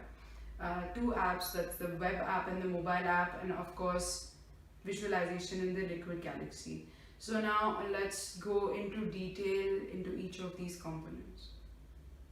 The YOLO v4 model, also called You Only Look Once, is a state-of-the-art object detection model that's used in deep learning, and it is built using convolutional neural networks. And it has been tested with a lot of different features, classifiers and detectors, and a lot of hyperparameters. And it has an outstanding accuracy and a really good detection speed. This is the structure of the neural network, and these are the YOLO v4 model uses the CSP darknet model as a feature extractor model, and the accuracy achieved is about 43.5% for real-time object detection, and the speed is about 65 PS on a V100 GPU. The way that this is done is by using the COCO data set, which is the Common Objects in Context, which is used for large-scale object detection segmentation. So there's a set of 80 predefined class names, which include cars and trucks, which we have imported. And I have also included the YOLO v4 weights, which are pre-trained in order to develop this model and then test it on the data that we have. After this is done, we classify the occupancy based on the bounding box of the detected object.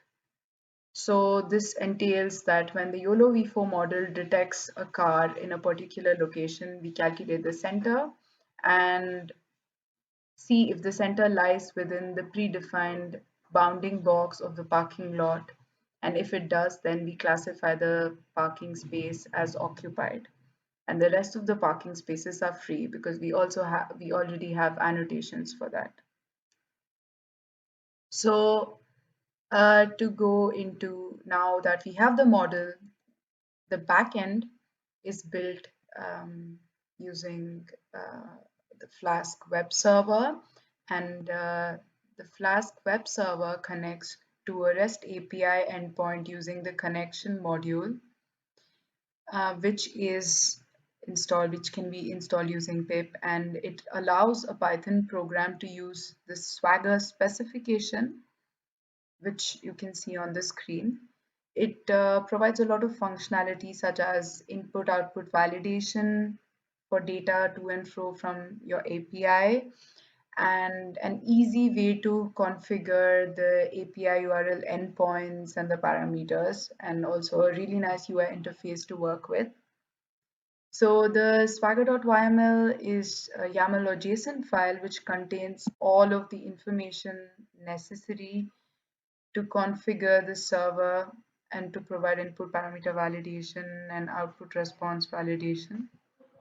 So you can see the Swagger YAML file here, and there are multiple routes which you can see, such as camera 1, camera 2, and the rest. And the server can be accessed to these specific routes to get the required information. The backend is wrapped up into Docker containers. Docker is a micro server which contains all the code required, and it automatically runs, and it has Ubuntu 18.04 installed in it. So essentially the project contains 2 Docker containers, one for generating the RTSP server for the media stream for the CCTV camera footage, because we still do not have access to the IP cameras. This contains 3 files: the RTSP media server, video.py, which generates images and saves them into the folder, and we pass the video footage downloaded from the security cameras. The second Docker container contains the script for the main model and the server, and also the parts of the communication with the Liquid Galaxy.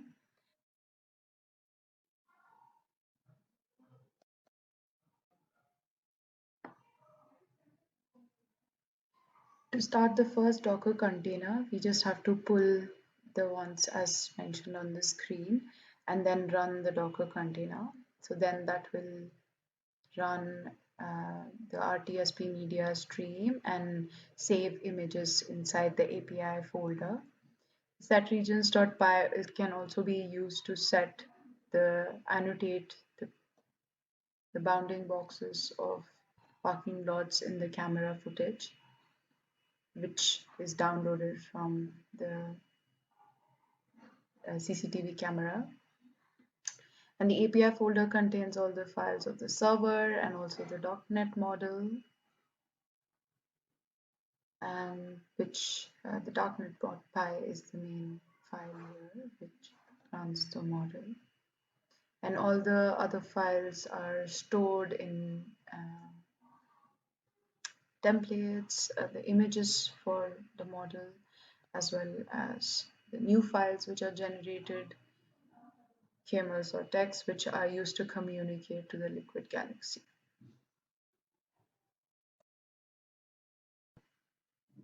The way to start the second Docker container is to simply run the command that you see in the screen, and with a single command it builds and installs all the required dependencies such as Ubuntu, all the pip modules from Python 3, and the server runs, and then you just pass the docker run command, and then that implies that the server is running.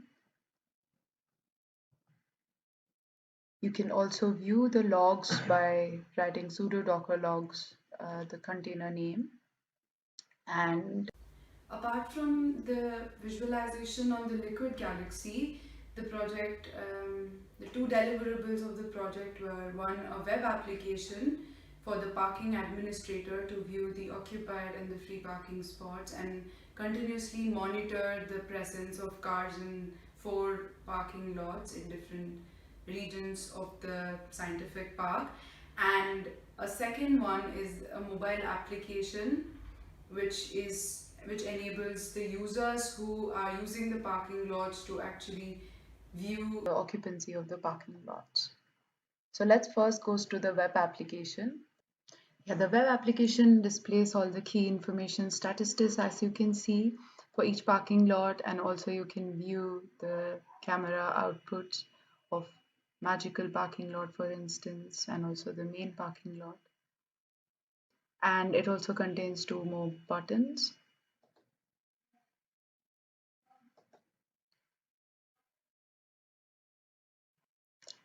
In order to view the files on the Liquid Galaxy, the KML files, you have Orbit Parking 1 and Orbit Parking 2.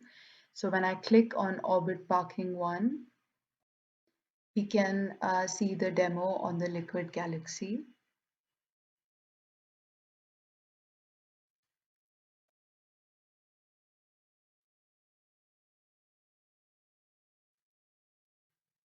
The Liquid Galaxy is flying to the main parking lot, as you can see. Here, the yellow boxes indicate the ones out of camera view because we have only 2 cameras.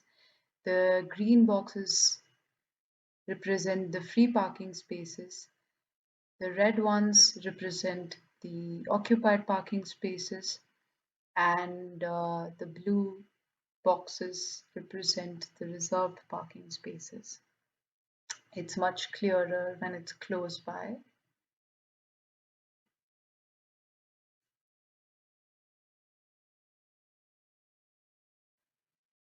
Now on clicking Orbit 2, we go to the second parking lot, which is the magical parking lot, and the same visualization can be seen here. And the information about the statistics of each parking lot are seen on the rightmost slave machine screen.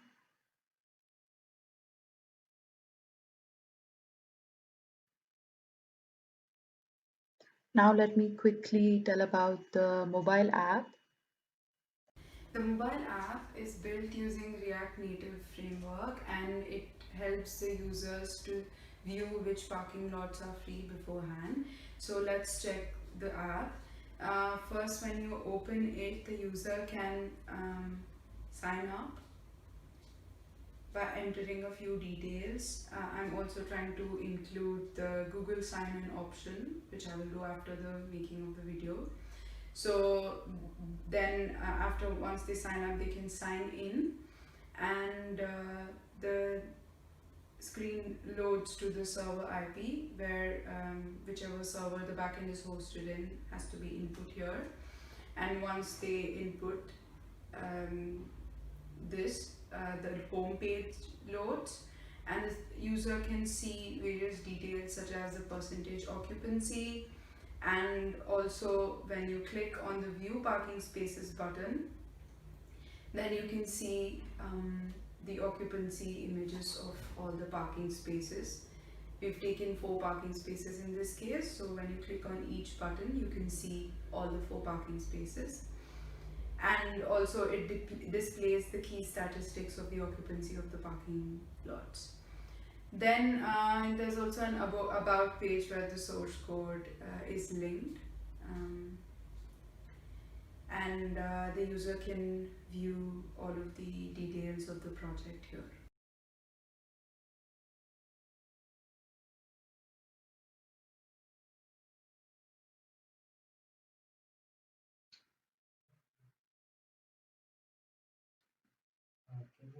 The app has an APK version has been generated, and it is available on the Google Drive and on the documentation as well for downloading.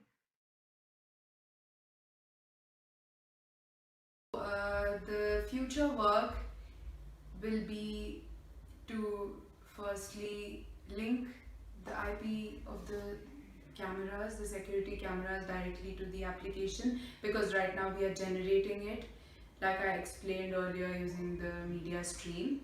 So if that is done, then it will have a completely circular project. Then the second thing that can be done is to add more functionalities to the app to increase the overall user experience, such as the Google sign-in. And yeah, so that's pretty much it. And before I finish, I would like to heartily thank my mentor, Moises Martinez, and of course Andreu, who was there supportive the entire time. Both of them for their continuous patience and guidance, and also all the other mentors that I had for the project, Mark, and the students of the Liquid Galaxy lab who helped me in handling a lot of things when I was stressed out, and also annotating a lot of the parking spaces, Claudia, Gabri, and all other students whose names I don't know. And last but not the least, I would really like to thank Google for giving me this opportunity, and the Liquid Galaxy lab as well for trusting me with this project. I definitely had a lot of fun learning new things and implementing all the things planned for the project, and I hope that it's carried forward and all the future work is done sometime. Thank you.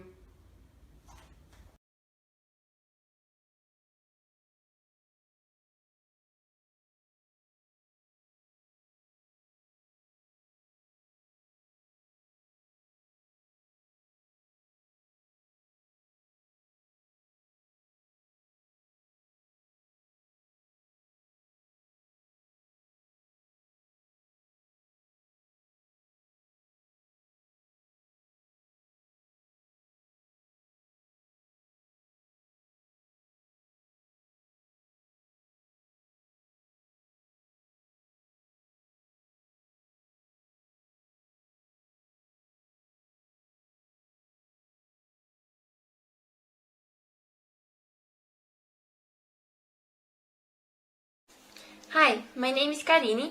I'm a computer engineering student currently in the 4th year, and I'm from Brazil. I started collaborating with the Liquid Galaxy project in the beginning of 2019. I worked on the Liquid Galaxy lab at Facenda University, where I study. On this past year of working on the lab, I was able to gather knowledge and learn many different technologies that prepared me to be able to do this project. I learned about Google's Summer of Code right on the beginning of my collaboration. At the start, I was a little concerned about the difficulty of it, as I would have only 3 months to develop a whole project by myself. But I'm very glad that I made the choice to go with it and try to apply. Happily, I was accepted and able to get to this final point. So this whole experience was a big learning for me, both technically and personally.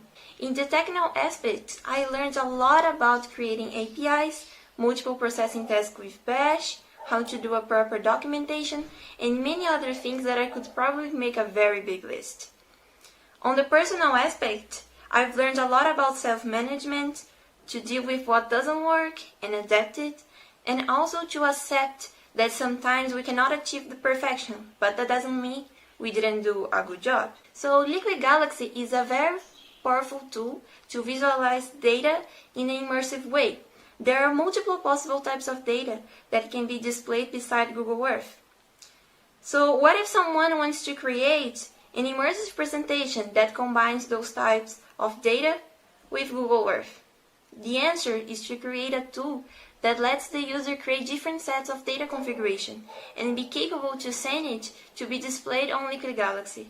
So my project is called Presentation Tool, and the main idea was to create a software that is capable exactly of this, to create different sets of data configuration and display them on a Liquid Galaxy.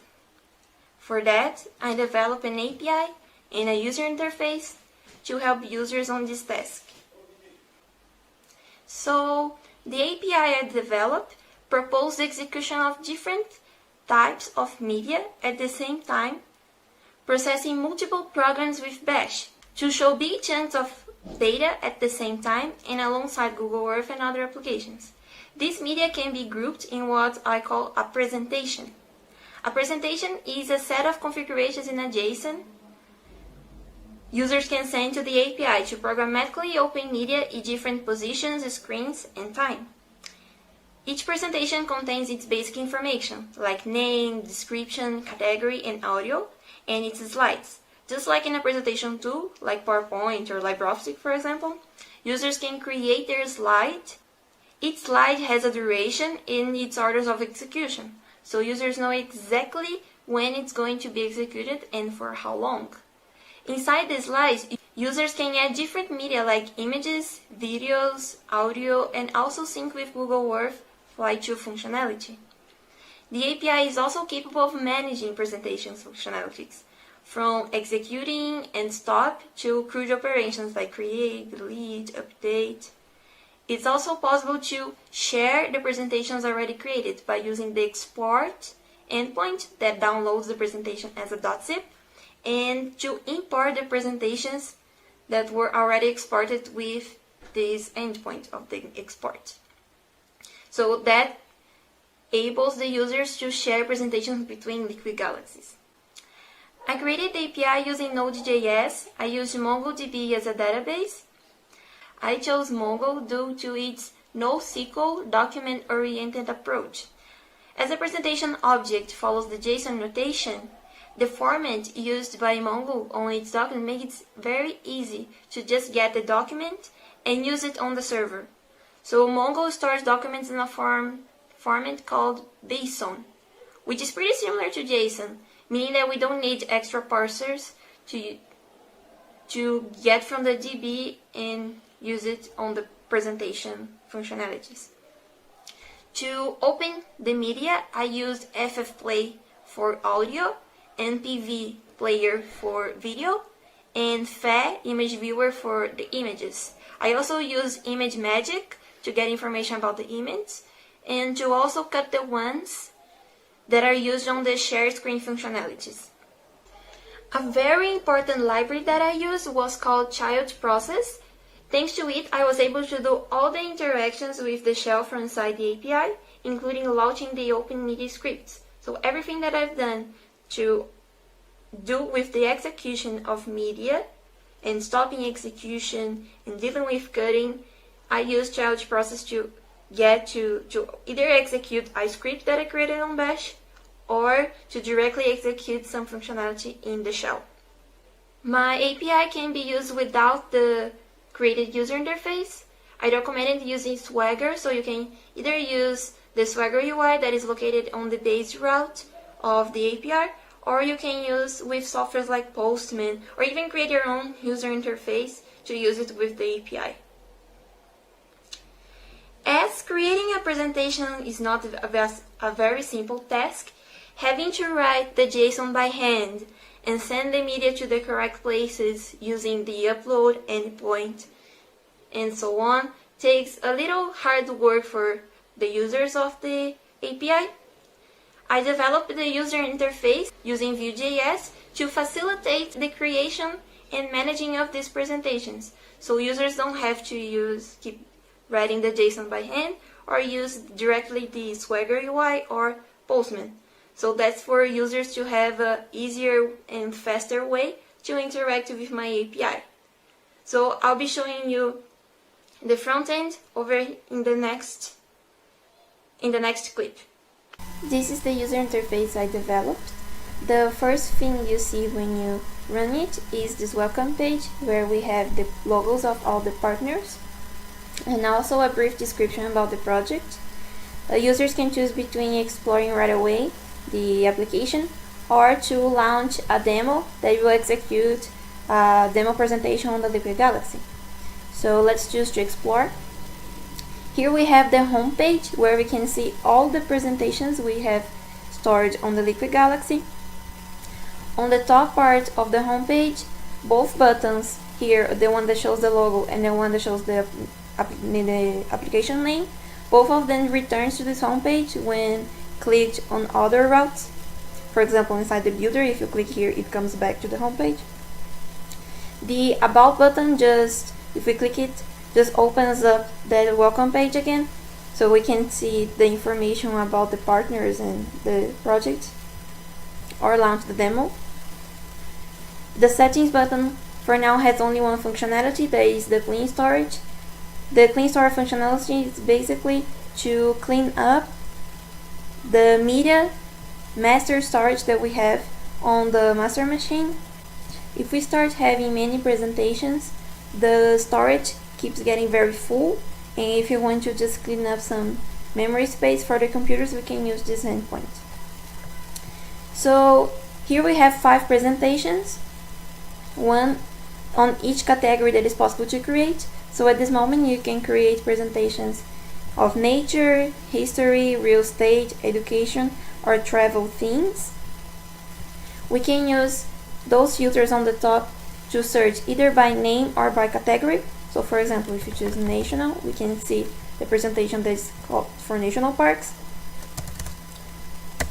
If you want a category presentation about history, we can choose history. Or we can either choose the categories with the drop down. So let's choose real estate, for example. If we search for something that doesn't exist, for example, let's just so it shows us that this presentation doesn't exist and we have to create it if we want. So there are a few functionalities that we can do with the presentations on the home page.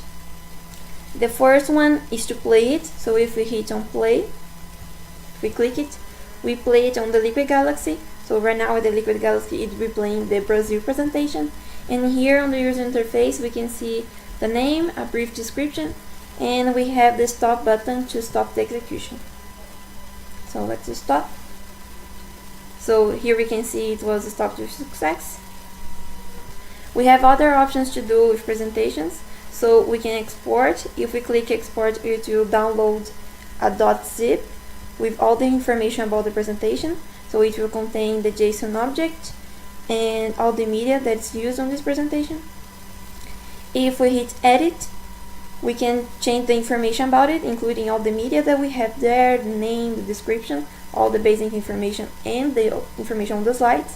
Or we can just delete it, and it will delete all the media from all these Liquid Galaxy screens that use this presentation uses, and also delete from the database the JSON. So for example, let's edit the geography class 1. Let's edit. And this description is not a good description, so we can put, for example, a geography class to talk about Brazil, for example. So we can just hit save. That's the only modification I want to do. So I can click save presentation. Here I have I can review my work and see a preview of things, and I can just hit save, and it's just saved. And right now, if we play the geography class, we can see it here with the new description we've just chose. Another functionality we have here on the home page is the new presentation button.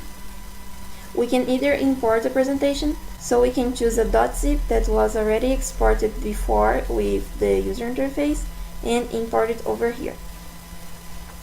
We can also create a new presentation and that's what we're going to do with the presentation builder.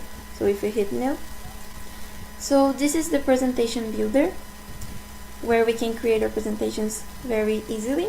So there are two parts we have to fill up. The first one is the basic information, and the second one is the slide creator, where I create all of our slides. So you have to fill up the basic information first. If you try to create a new slide, you get denied, as we have to fill up this part before so we can have the numbers of screens and other important information about it. So let's fill up the basic information. The title will be beautiful places, and let's just write that a description. The description can be anything you'd like. Let's just write, this presentation will take you to our favorite places. Now you have to choose a category. So the categories is one of those that we talked about on the homepage. So let's just choose travel, for example. And here it's very important when you select the screens of a presentation, because it has to be exactly the number of screens your Liquid Galaxy has. If you do it differently, we don't guarantee that it will 100% work, because it's when you do a presentation, it's 100% connected with each Liquid Galaxy screen. So you'll try to send the media to the correct screen and it won't be there. So we can, if the screen is not there, what you just created won't work in that place. So my Liquid Galaxy that I have in my house is with a 2-screen Liquid Galaxy. And here we have the logos partners. So if I want to display it on my Liquid Galaxy, all the partner logos, I can have that enabled, or if I don't want to do it, I'll just put it disabled. So I'll just leave enabled to show it. And here we can choose one audio to be played during the whole presentation. So I want to put a song that will be playing to my whole presentation. So I'll just choose here. I'll just put the song.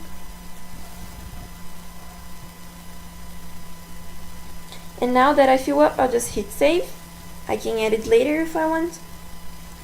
And let's create my first slide. So here, the first slide. On the slide creator, we have a few fields. So the first one is the flight to.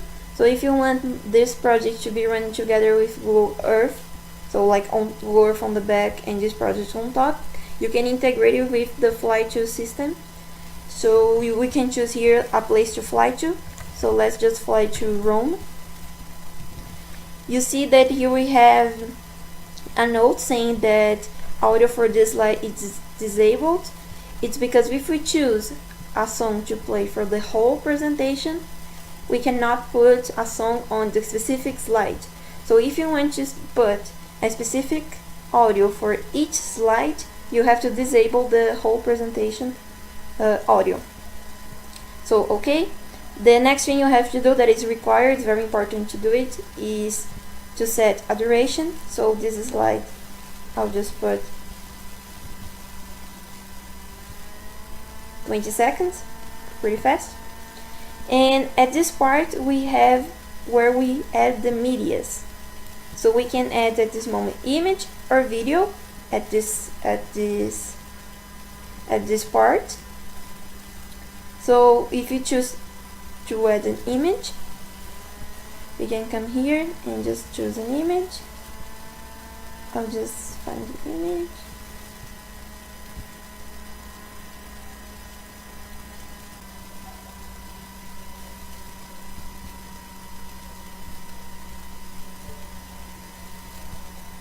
So I'll just use this image. Okay. I'll put it on screen number 2. So it's very important to you choose which screen you want. And now I'll choose the position of my image.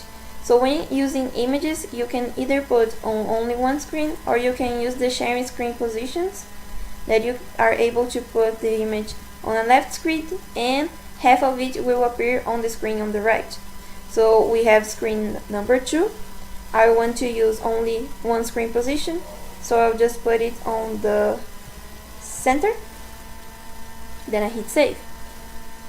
Let's say right now I want to add a video, so it's pretty similar. We just come here, add a video. I'll use this run from above. I'll put it on screen number 2. As I put that one on the center, this one I'll put on the bottom.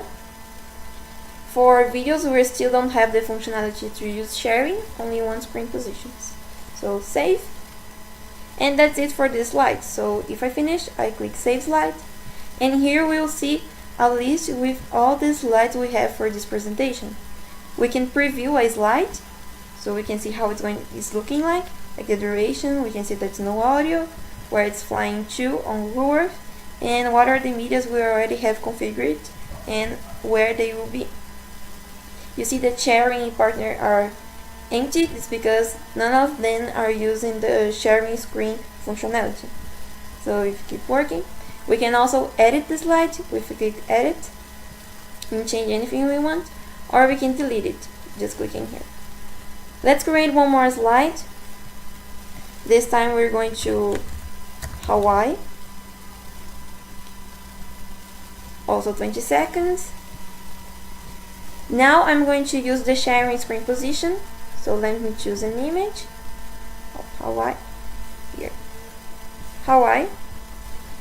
And when we're using the sharing screen positions, we always have to put for the screen on the left. So I'll put 1, because the partner of the screen will always be the one on the right.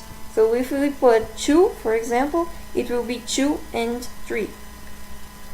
That will share the image. So I want to put on 1, so 1 will share it with 2. And the position I'll use will be middle sharing, so it will be very big. It will be this one. So save. And that's it for my slide. Only one media that's very big. So save. Now let's suppose I'm done, I'm finished, and I want to preview all the work I've done till now. So I'm come to preview, and I can see the basic information about my presentation and the slides I have created with its information. Let's see. If I don't like what I've done, I can just come here and discard, and you delete everything I've done.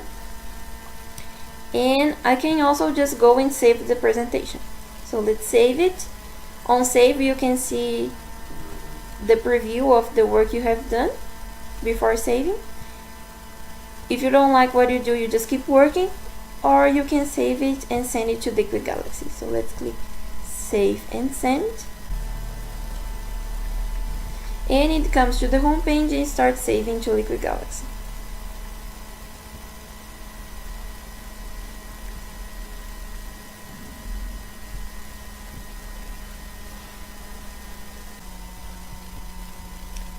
So here is the presentation we've just created. It's saved on the Liquid Galaxy with all the media we used. And now let's see a demo of this presentation of Brazil in a Liquid Galaxy of 5 screens.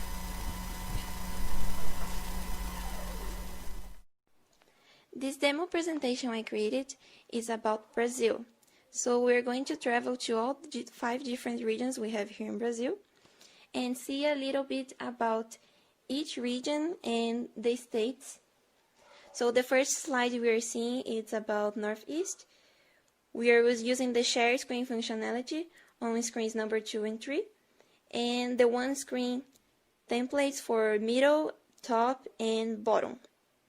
We're also showing the logos and flying to Natal.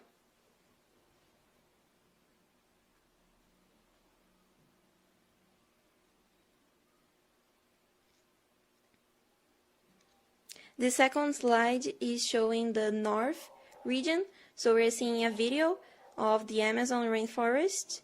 We traveled to the Amazon, and we're seeing pictures of Pará and Tocantins.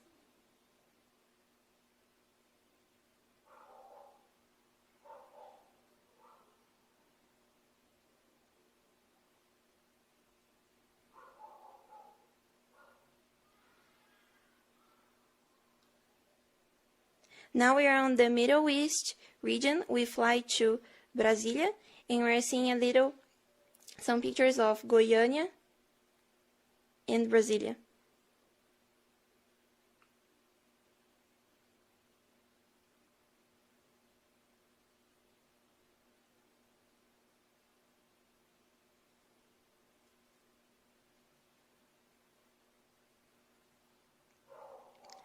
This next slide is about the Southeast region.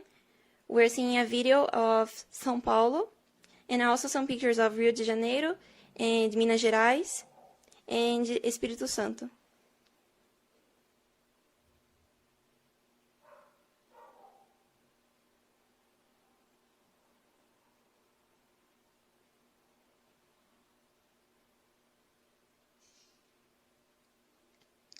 This is the last slide, and this slide we are going to the south, and we flew to Santa Catarina, and we are showing some pictures of Rio Grande do Sul and Foz do Iguaçu, that is located in Paraná.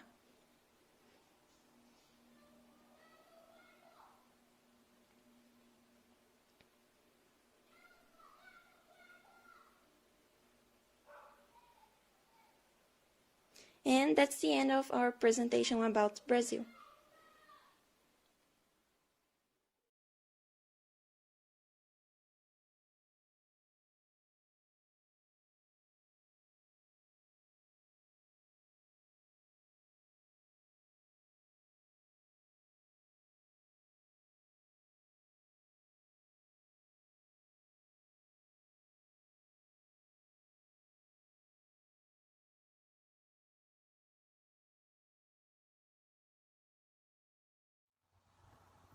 Hi, I'm Emily, and I live in Vancouver, Canada. I'm currently 13 and a grade 11 student, and on the side, I've been working on learning Python and various web frameworks. In school, I enjoy my math and physics classes the most, and outside of school, my hobbies include playing various instruments, designing, and occasionally scrolling through Reddit. During Google Coding, I feel that I significantly improved my skills, getting started with new technologies like virtual machines, networking, Ansible, and Arduino, to name a few. Though I had no experience with many of the tools I came to use during Google Coding, it has encouraged me to explore different softwares and technologies. The open source community at Liquid Galaxy has been amazing in supporting and guiding me through my journey at Google Coding and beyond. I'm super excited to continue working with Liquid Galaxy and contributing to open source in the future. During Google Coding, there were a series of tasks where we interface an Arduino, which is just a small microcontroller like this, with the Liquid Galaxy.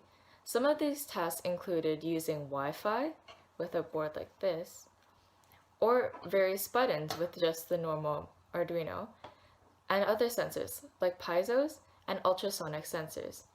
These work together to communicate either via serial or Wi-Fi protocols, and communicate it to the Liquid Galaxy text file, which we will write to using PySerial commands usually. These tasks taught me a lot about circuitry and how the Arduino and computer could interface and talk together to produce an image that would move on the Liquid Galaxy itself.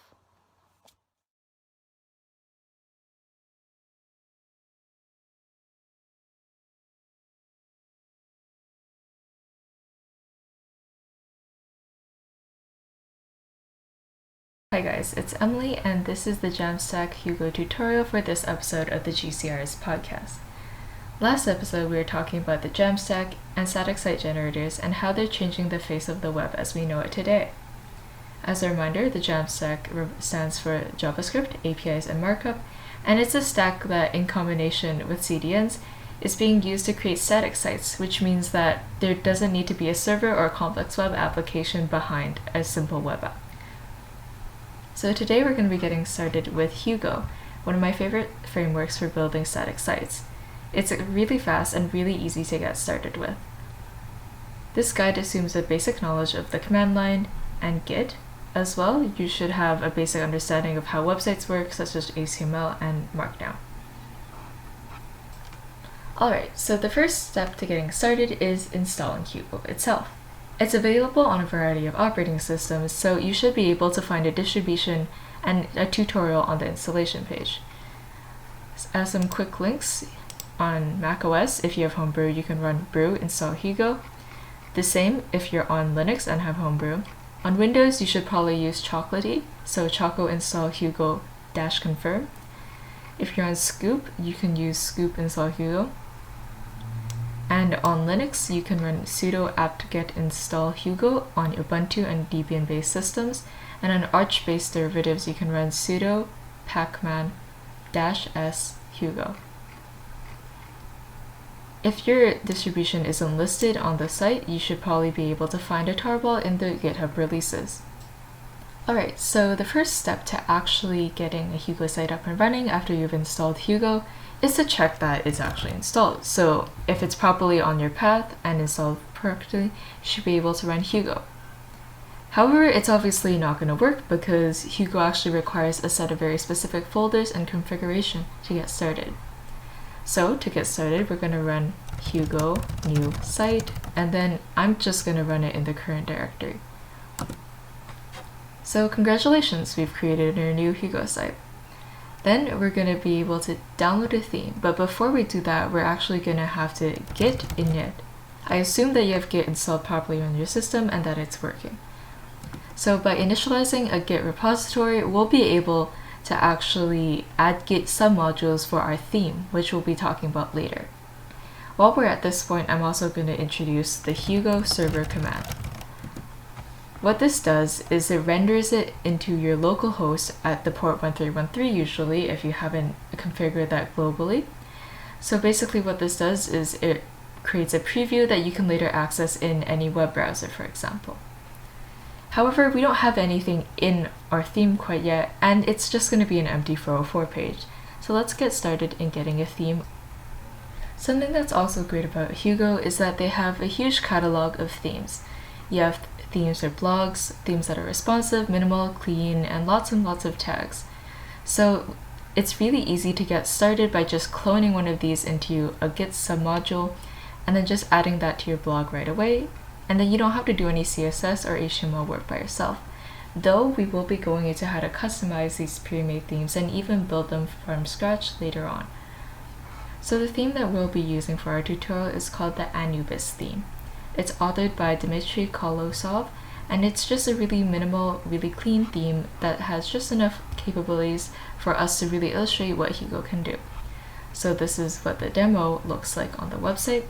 And soon we'll have these posters placed with your own content, so that will be really fun. So we're going to navigate into our terminal, and we're just going to add it as a submodule into our theme/Anubis folder. What this does is basically checks out this repository into the themes.anubis folder, which is where Hugo actually reads all the theme content from. So we're going to run this, and it's just going to take a while. The next thing we're going to do is we're going to edit that config.toml file. However, Anubis actually uses a YAML syntax. Toml and YAML are slightly different markup languages that are used for representing information, so we're going to move this config.toml into config.yaml. Then we can edit that file. I'm going to be using Vim because I am extremely quirky. And what we're going to do is just paste in this information. This information is available on the website that I will be creating along with you guys, which will be published at qb.sh/lg.jamstack. So once we have this in, we're just going to write the file, and then we can start getting started with content. You can see that if we run Hugo server and navigate to the website in Chrome, which is at localhost port 1313, that there's no content here. So we're going to want to change that. So navigate back into your terminal, and then we're going to create some content in the content directory. However, you can't just create a markdown file and expect it to work. Well, it will, but we're going to have to use something called front matter later on. So it's easier to use Hugo's new post feature. So we're going to run Hugo new post hello world.md, which will create a new markdown file for us. Now, if we open this, we can see that there's something here already. This is called front matter. You can see that there's a title attribute, there's a date attribute, and there's a draft attribute. This is information that we'll be playing with later on, so we don't have to really worry about this yet. Let's start with some basic Markdown. If you're not familiar with Markdown, it's just a syntax language that people use to mark up plain text into rich format for rendering. So if you're not familiar with it, one hashtag is basically the equivalent of h1, 2 is the equivalent of h2 in HTML if you're familiar with that, and this goes on all the way until h6. You can write normal paragraphs,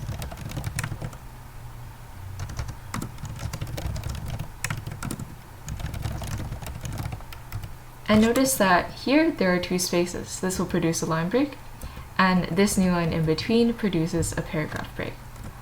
We can also write lists,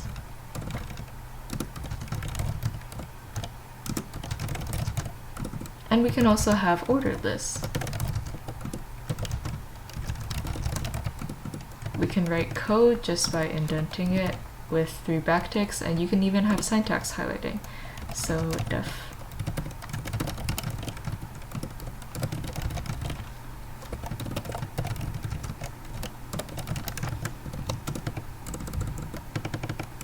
If you want to have inline code, you can just surrender with 1 backtick, so something like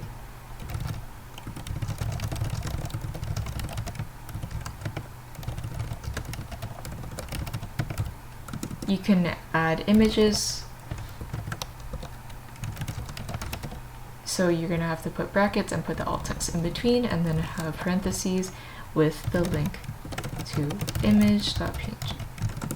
This is the same syntax that we use for normal links. So this is the text of link, and then this will be link to link. This is just some basic syntax, and if you're wanting to get more in depth with Markdown, I would highly advise you look up a Markdown cheat sheet and just learn that. It's not very complicated. So once we write this, we can still run Hugo server, and we can see that we still don't have anything. But that's how it's supposed to be, because if you notice, there's a draft attribute here. This is one example of front matter where we don't actually have a draft built because Hugo sees the draft is true and actually doesn't build it. This is something that happens in production sites where you don't want the draft of your newest article to be public quite yet. So once we change this to false,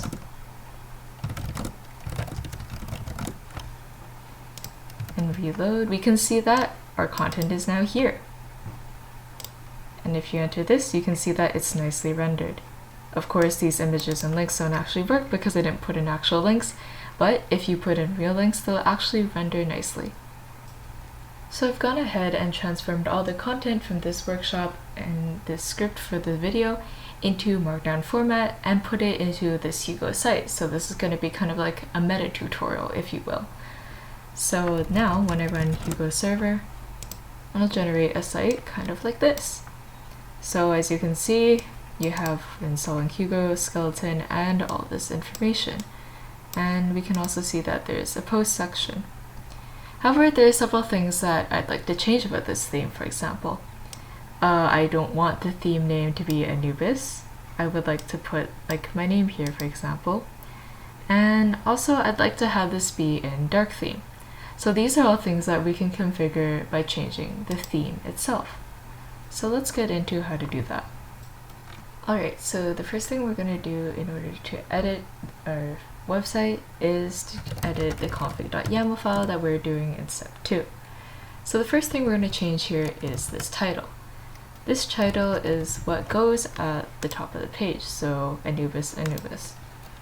Here we're going to change this to whatever you want, so I'm going to call it LG Jamstack. As well, the next thing we're going to do is go down here to params.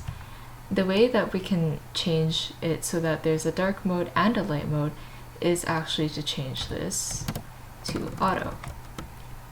This will depend on what theme you use, but for Anubis, they've documented it that there's an auto style switcher. As well, we're going to add a param called author. this can be just your name, so I'm gonna put Emmanuel. And then there's also a description. So that's just gonna be LG Jamstack tutorial.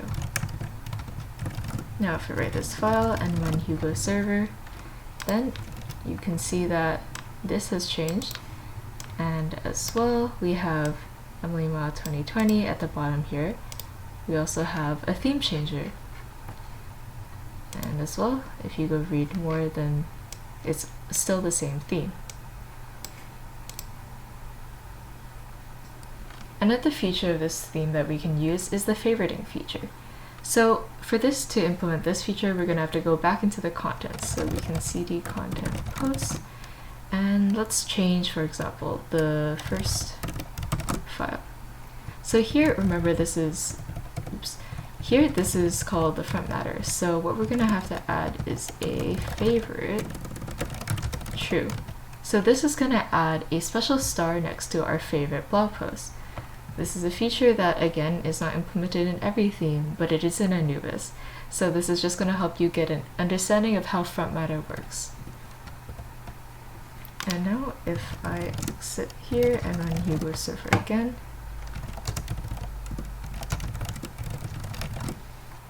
then you can see that once I exit back to the main page, scroll down, there is a star next to installing Hugo, so this marks it as our favorite. So yeah, that's about it for configuring the actual theme, but for more information, let's talk about the actual folder structure.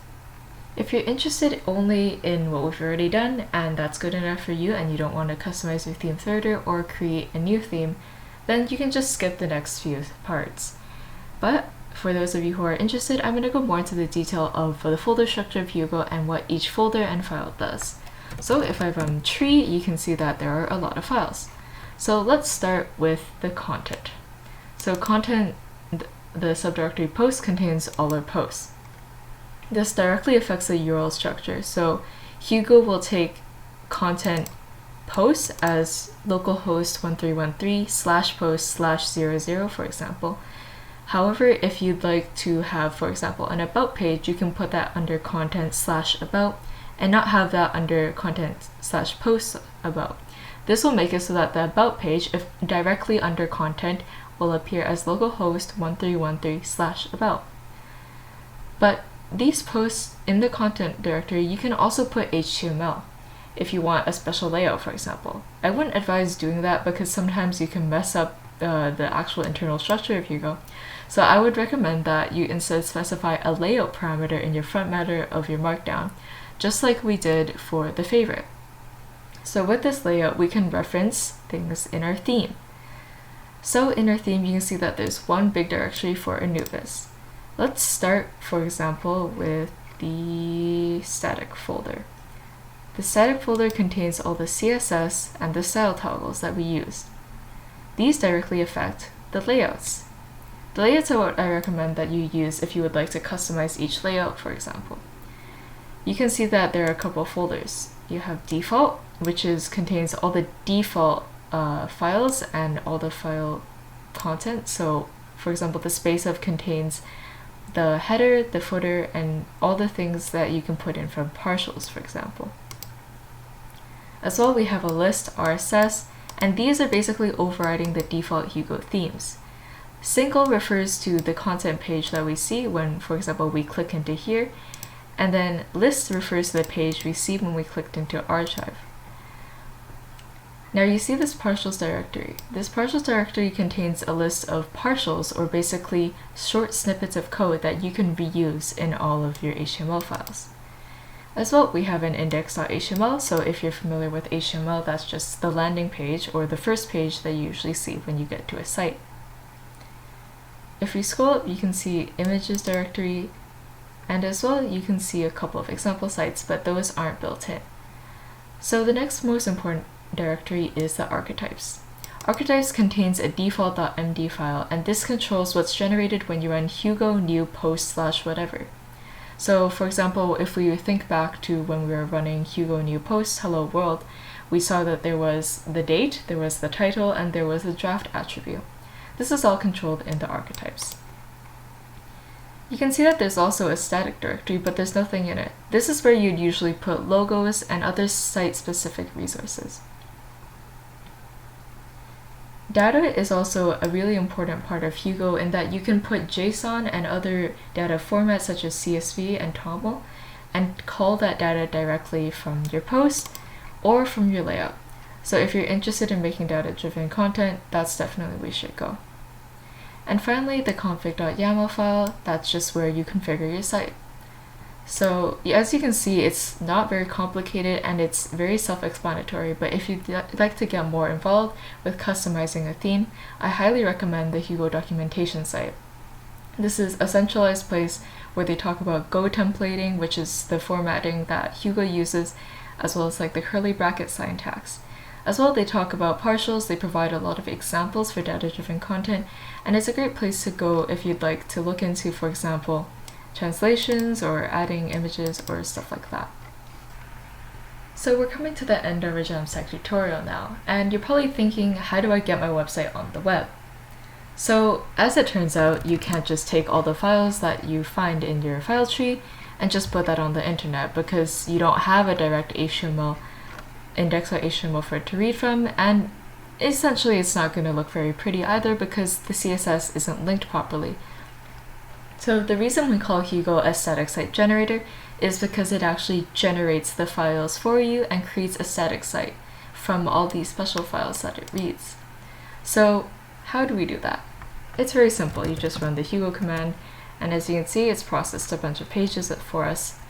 And you can see that it only took 66 milliseconds, and that's one of the really special parts about Hugo, is that it's blazing fast. So now if we run ls, we can see that there's a new public directory. This is where the actual contents of your website are. So if you go into the public tree, you can see that you have all these actual HTML pages that the web browser can actually read. So how do we get that on the web? So you can just go onto GitHub, find a repository, and then choose your files and then directly upload all of them.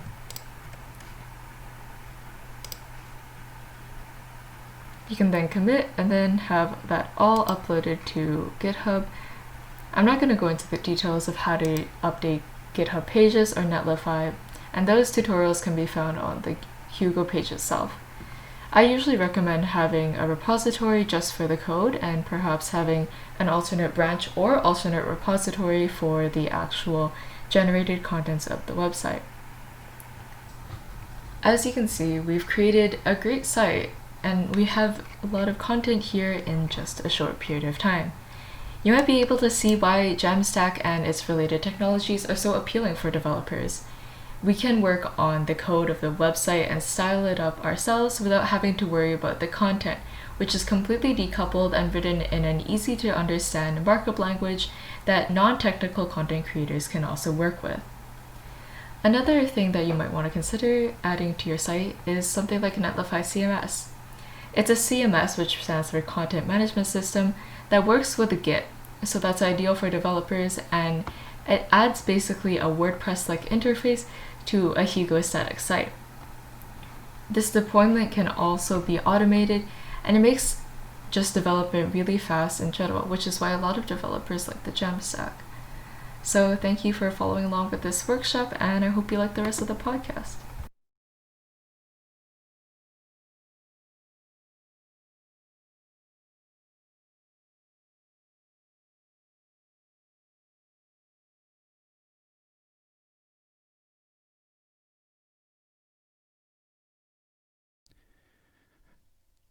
Continuem amb el Devfest Lleida 2020 i ara tenim amb nosaltres a la Paula Vidal. Bona tarda, Paula. Bona tarda. Que és estudiant de l'Institut GDG de Lleida i que col·labora amb nosaltres ja des de fa quan? Des de fa un any ja. Des de fa un any ja, I quines són aquestes activitats que has desenvolupat prop del GDG Lleida i aquesta experiència que has tingut, Paula? Explica'ns una mica. Bueno, doncs, ara, com has dit, ara farà un any de que vaig començar a col·laborar amb vosaltres i sobretot al principi i la major part del que he fet aquest estiu ha sigut col·laborar amb els projectes de GSOC de Google Com per exemple, amb el que més he treballat o amb el que més he col·laborat ha sigut amb el projecte de la Clàudia amb Happys, igual que amb els altres estudiants creant dades i tot. I també gràcies a això, gràcies a aquesta experiència, que al final jo vaig començar perquè volia aprendre més sobre tecnologia i sobre informàtica i tot això, doncs m'he pogut familiaritzar més amb tecnologies com Firebase i Android, amb els projectes de Happys i amb els projectes, per exemple, del Diego Riveros, que va ser amb el que vaig fer una presentació que crec que hi ha un vídeo. Que a més tinc un vídeo que ara mateix el començo a posar per pantalla perquè ho vegi la gent. Ja està. Ara nosaltres no sortim, surt el vídeo i se't veu a tu utilitzant la tauleta Android i com darrere teu hi ha aquestes 5 pantalles. Explica una mica en què va consistir l'experiència. Sí, doncs bàsicament el que vaig fer, o sigui, a part d'això també estic fent el TDR. Llavors vaig decidir com lligar una mica tota la feina que estava fent o amb el que estava col·laborant amb el TDR per poder-ho aprofitar. Llavors, amb l'aplicació del Diego Riveros, que és Simple CMS, doncs vaig fer una presentació sobre telescopis, sobre els diferents tipus de telescopis i que aquests tipus s'expliquen al meu TDR, llavors així ho vaig poder afegir al TDR.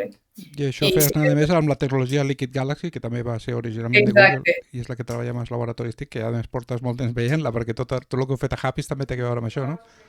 Sí, tot el que fèiem estava lligat amb el Liquid Galaxy. A veure, és una tecnologia una mica diferent, per dir-ho d'una manera, i va estar bé utilitzar o sigui, és una manera diferent de fer presentacions, perquè tens com a moltes més pantalles i és com a molt més impressionant la presentació. Sí, aquí se't veu utilitzant 5 pantalles a l'hora de les 7 que hi ha disponibles i estàs amb el tablet i vas apretant i te porta als diferents indrets del món que vas seleccionar que tenen telescopis especials segons el teu TDR. Molt bé, i a més estàs, òbviament, com hem comentat ja abans en la presentació d'avui del Devfest, estàs amb el grup de Maker i estàs desenvolupant una tasca de promoció i de més coses junt amb la Clàudia i les altres companyes, no? Sí, és això, des de que vaig començar a col·laborar ja vaig, voler participar amb el grup de Women Tech Makers per això, per donar visibilitat a tot aquest món de la tecnologia, a les dones sobretot, perquè moltes vegades veiem que no hi ha gaires noies o dones que s'interessin per aquest àmbit. Llavors, ja que és una cosa que a mi m'interessa, doncs m'agrada donar-li visibilitat per a que més noies els agafi ganes de treballar en àmbits tecnològics. Perfecte. Doncs ja m'hem sortit diverses vegades avui amb el Devfest. T'agraeixo molt també que hagués tingut aquesta altra estona per comentar més el teu cas en particular i ara continuem amb les sessions d'altres estudiants. Moltes gràcies, Paula, que vagi bé. Moltes gràcies. Adéu.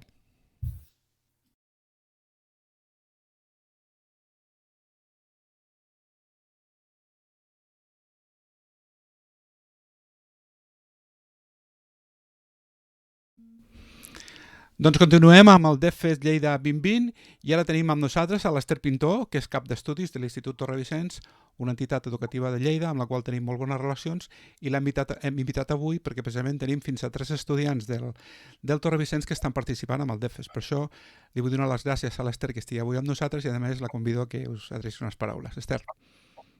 Gràcies, Andreu. Gràcies per convidar-nos i l'agraïment és cap a vosaltres per acollir ja des de fa uns quants anys des de GDG Google i el Parc Científic i Tecnològic de Lleida als nostres alumnes i donar-los aquesta oportunitat d'aprenentatge viva, real, propera i tecnològica, tan profitosa per a ells.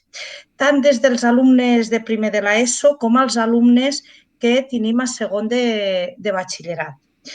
La veritat és que cada vegada tenim més alumnes que em comenten, ens diuen que poden anar a fer alguna col·laboració de les quines nos oferiu i jo què faig? Doncs truco cap a GDG Google per a veure si els poden acollir. I quines són aquestes col·laboracions? Són múltiples i diverses, des dels alumnes del batxillerat que ens acolliu a fer l'estada amb vosaltres, des de les diferents xerrades, tallers que ens veniu a fer, fins als nois de l'ESO que venen als múltiples i diversos esdeveniments que munteu i que repeteixen any rere any i que per a ells és un aprenentatge real i en context.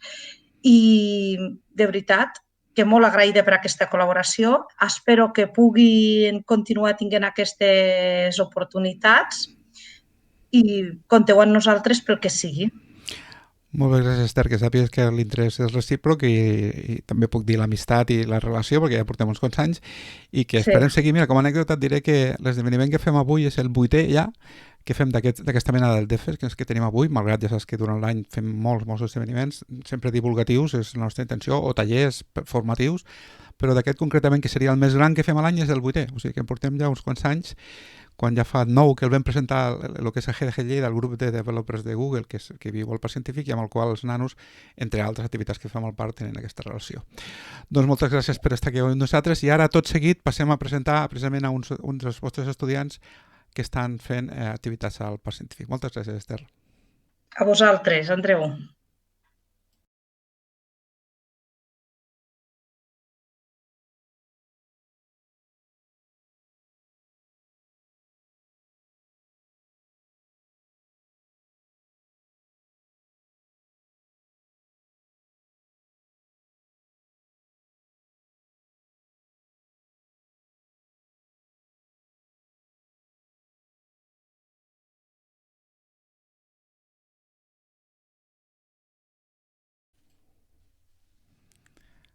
Continuem amb el Devfest Lleida 2020, i ara tenim a nosaltres dos companys estudiants que han estat desenvolupant activitats amb els laboratoris TICs i concretament amb el GDG Lleida en els passats mesos, i són el Jan Accensi. Hola, Jan. Hola, com estem? I el Quim Soler. Bones. Ells dos són estudiants de l'Institut Torre Vicenç aquí de Lleida i, com ara ens explicaran, han fet un fotimer d'activitats amb les diferents accions que fem, que sempre estan recolzades o directament activades pel GDG Lleida, com és el cas del Devfest que fem avui. Així, l'únic que volia és sentir-vos una miqueta, Jan, per exemple, podies començar tu de quines són les activitats que has fet amb els temps passats, els mesos passats, i que crec que continues. Digues. Sí. Doncs la meva col·laboració amb el Parc Científic, amb el GDG Lleida, va començar una mica al març, a principi de la quarantena, i bàsicament va començar amb les pràctiques que es feia d'estar de l'empresa paral·lelament amb l'institut. Vaig tenir l'oportunitat de fer diverses xerrades sobre ciberseguretat, sobre la privacitat en aplicacions, i paral·lelament també vaig poder treballar i ajudar els companys del GSOC a generar totes les dades que necessitaven per a algun dels seus projectes, com podria ser el de Happys o el de FPVT. Addicionalment, també vaig estar treballant amb els projectes de PERA, de Ponent Exploration and Research in Aerospace, i també vaig poder estar col·laborant una mica amb el projecte de Women Tech Makers, amb l'International Women Days que vam fer a finals d'estiu. Crec que va ser dues dels esdeveniments que van estar realment bé. I finalment, ara que encara continuo realitzant aquesta col·laboració, tinc el plaer, perquè realment és un privilegi, de poder estar col·laborant amb el podcast del GCers, amb gent de la Índia, amb dos companys de la Índia i amb una noia de Vancouver, l'Emily, i en aquest podcast mensual que crec que està anant molt bé i que considero que és una experiència realment enriquidora.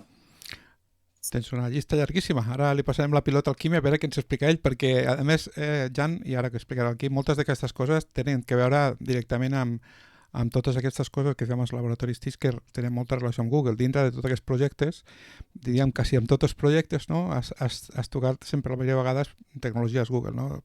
Quan feies dades per els projectes del GSOC, que era el programa Google de Summer of Code, després els estudiants treballant amb tecnologies Google, Liquid Galaxy, per exemple, o el programa Women Tech Maker, que és un programa de Google. Per això avui ens uneix tot aquest fil conductor que és el Devfest Lleida, però des del punt de vista de les coses que fem en Google. I Quim, ara et toca a tu, què ens expliques? Doncs jo, al igual que el Jan, també vaig començar amb les iniciatives del parc a través de l'estada de l'empresa i vaig estar creant dades per a les proves de les aplicacions del Google Summer of Code com Free Parking Visualization Tool o el projecte Happys. Vaig estar comentant també events relacionats amb l'espai, com el llançament del Falcon 9 i Perseverance Rover a través de la iniciativa Pera, i vaig decidir també orientar el meu treball de recerca a la producció dels coets d'aigua, que gràcies a la iniciativa Pera, que n'han estat creant un, he pogut aconseguir una gran quantitat de dades. Que xulo, perquè aquesta és una petita diferència, no? Que tu estàs desenvolupant abans perquè encara no has entregat, no, el teu treball de recerca, no. I dintre d'això estàs fent, a part d'escriure, que a més ja portes un munt de papers, no? Portes un munt de pàgines que recordi. Sí, unes quantes, sí. Doncs, fixa't, m'estava apuntant així com a anècdota totes les tecnologies que heu treballat que tinguin que veure amb Google, i m'apuntava, per exemple, Firebase, el projecte Happy de la Clàudia està fet amb Firebase, Android, és la base, després, òbviament, el Liquid Galaxy, no? Després, per exemple, amb altres projectes que hi havia allà, doncs, el tema de free parking funcionava amb la tecnologia que es diu TensorFlow, o sigui que heu tocat així de carambola un fotiment de tecnologies Google que... Arduino també, Arduino. Arduino no és Google. Estava especificant tecnologies que haguéssiu tocat amb els vostres projectes que tinguin que veure amb el que avui es tracta, que és l'event del Google Developers Groups de Lleida. Òbviament, als Devfest parlem de tot tipus de tecnologies, però bueno, avui és per comentar les coses que tenen que veure. Molt bé, doncs espero seguir-vos veient i seguir col·laborant amb els laboratoris i amb GDG Lleida, i gràcies per estar aquí avui amb nosaltres. Vale? Que vagi bé. Ciao. Adéu, gràcies. Adéu.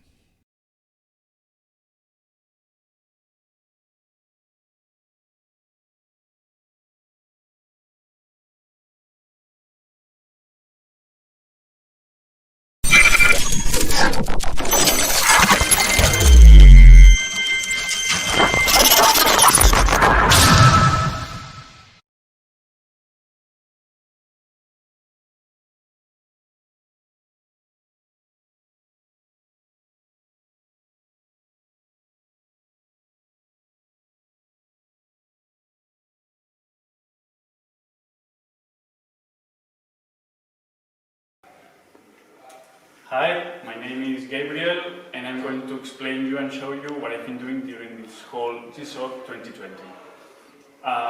Well, this is my application, Seaside Forecasting, and this project is about to display sea surface temperature from the whole oceans of the Earth, displayed on the Liquid Galaxy technology.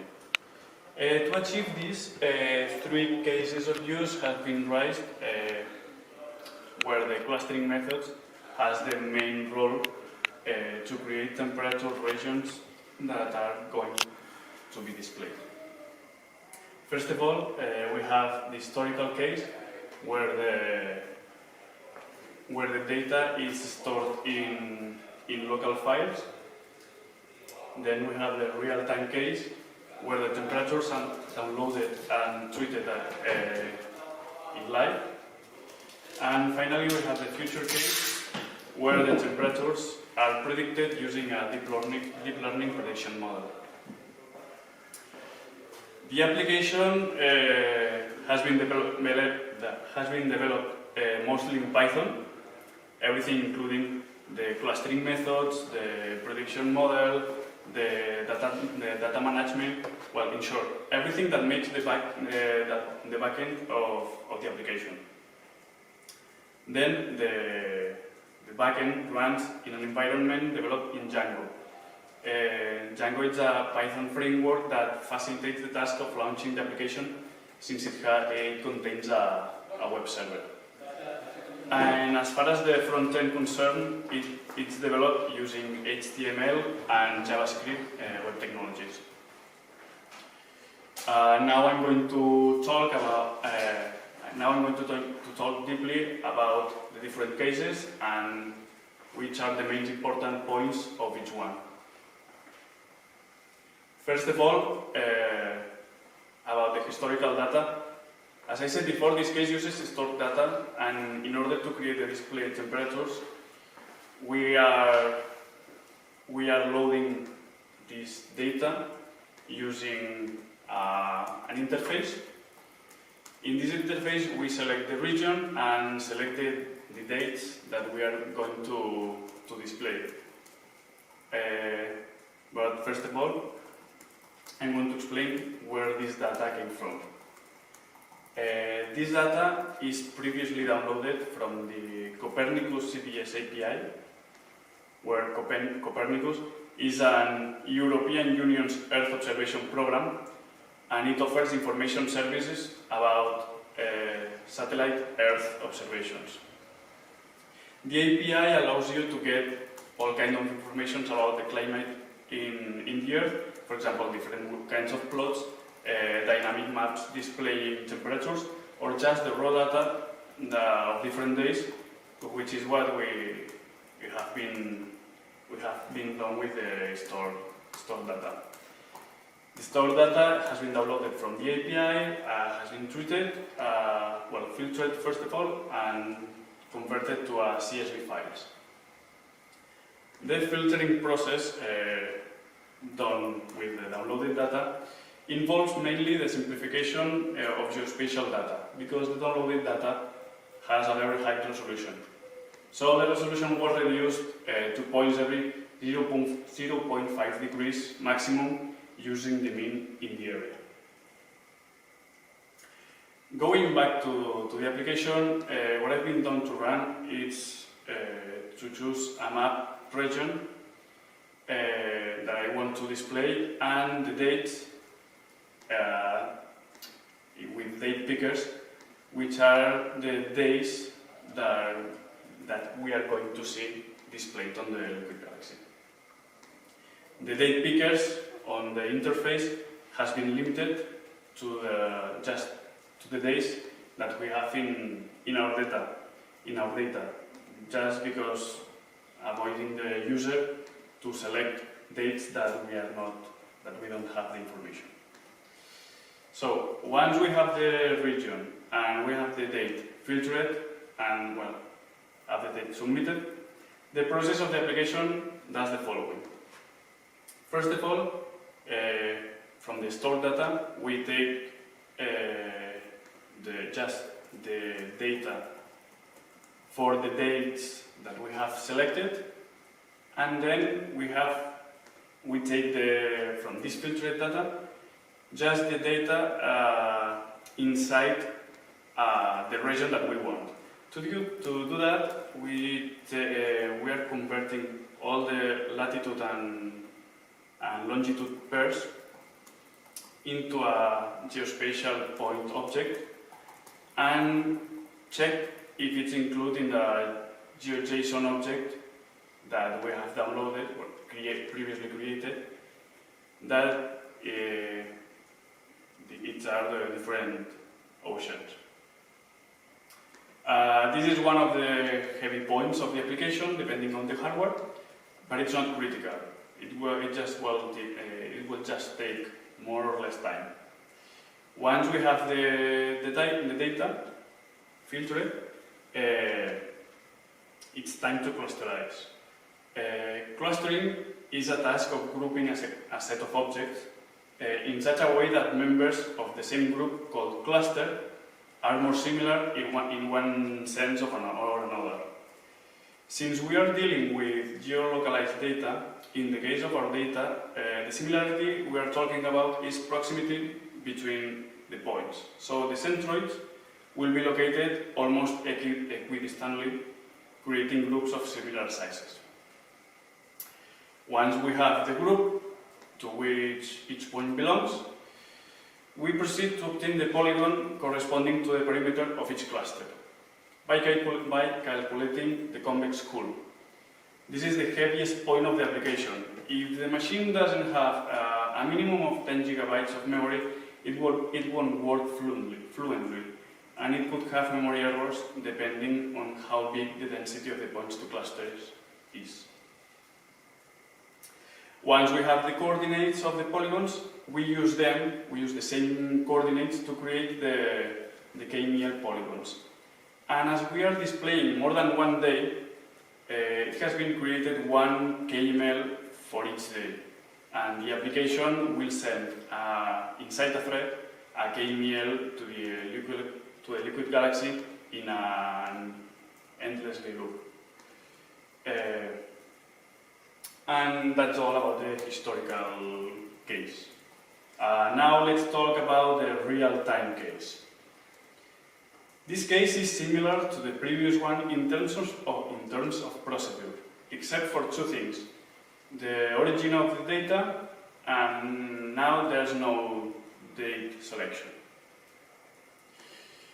In this case, is only available the region selected, because once submitted the region, the information displayed will be downloaded from the previously commented API and converted all the downloaded data into a data frame for further processing. All these processes doing it in real time. And once the data is processed, the way to get the final KML is the same as before.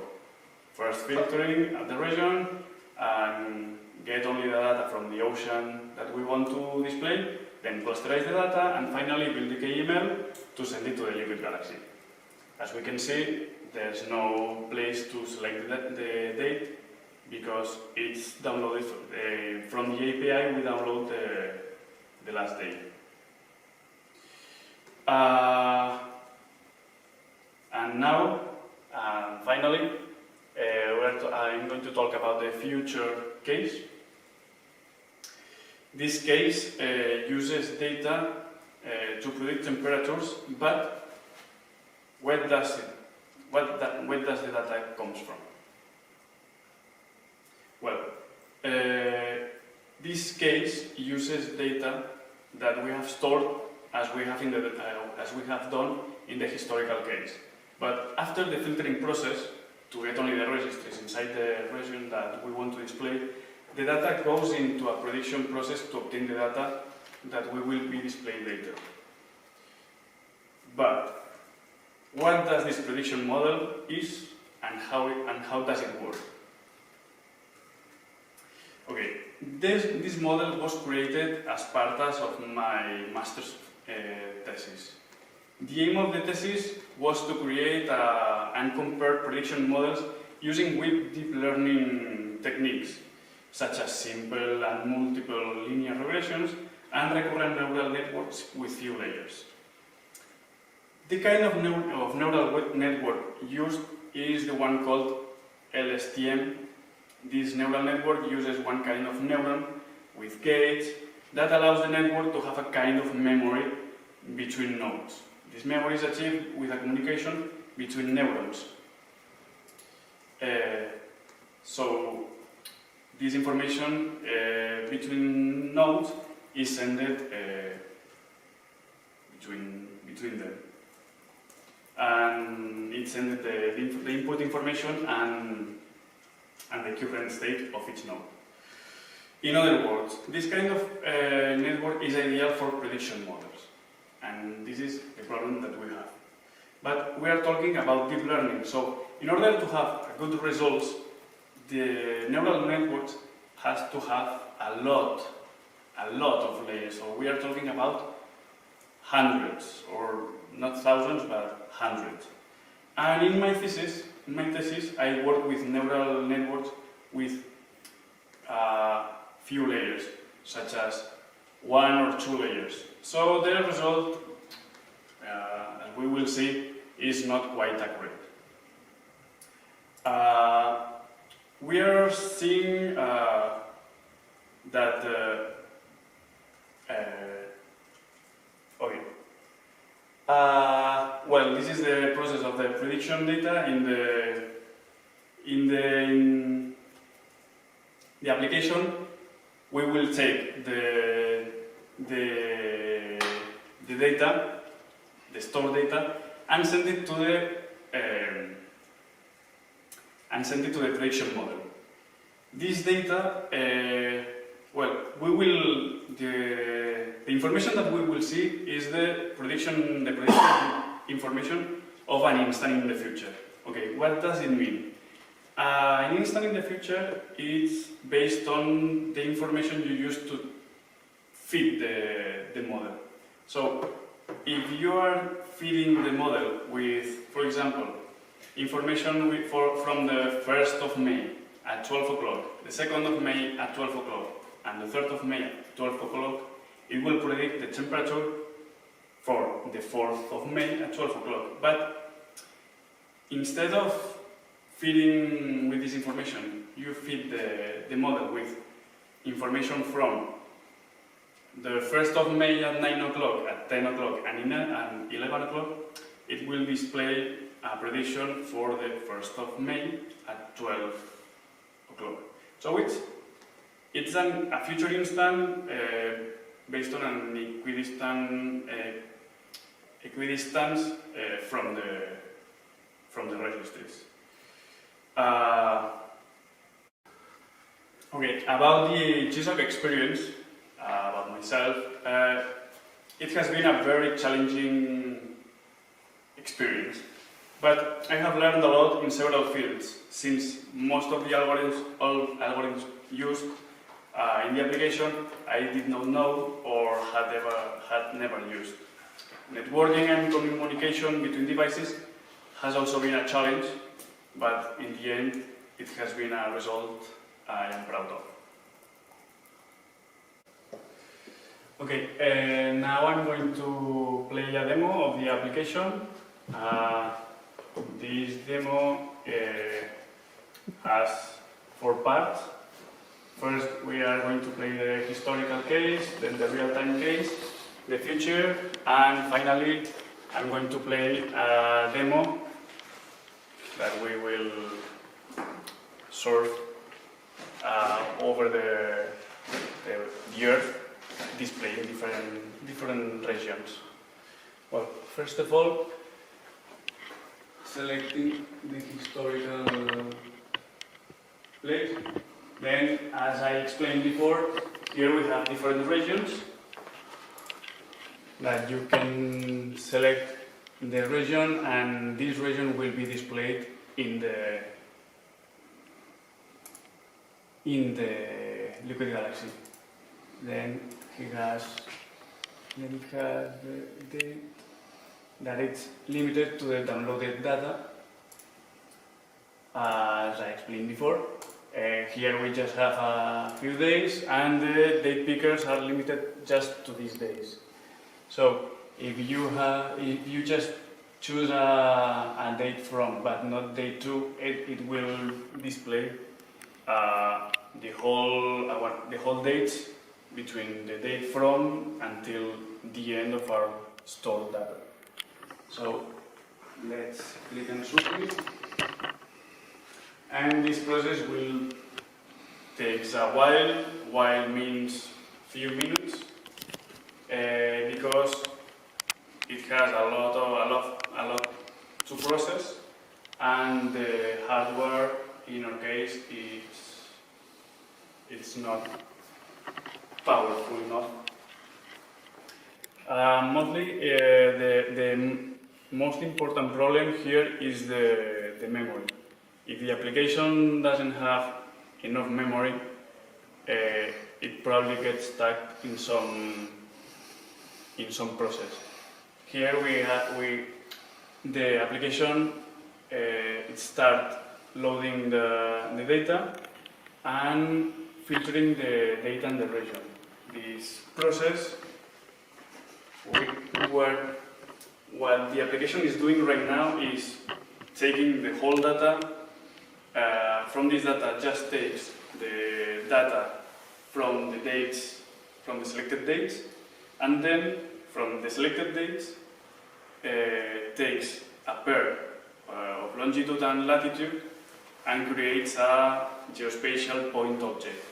This object is compared with a GeoJSON object that is the ocean to display, and checks for each pair if it's inside this region.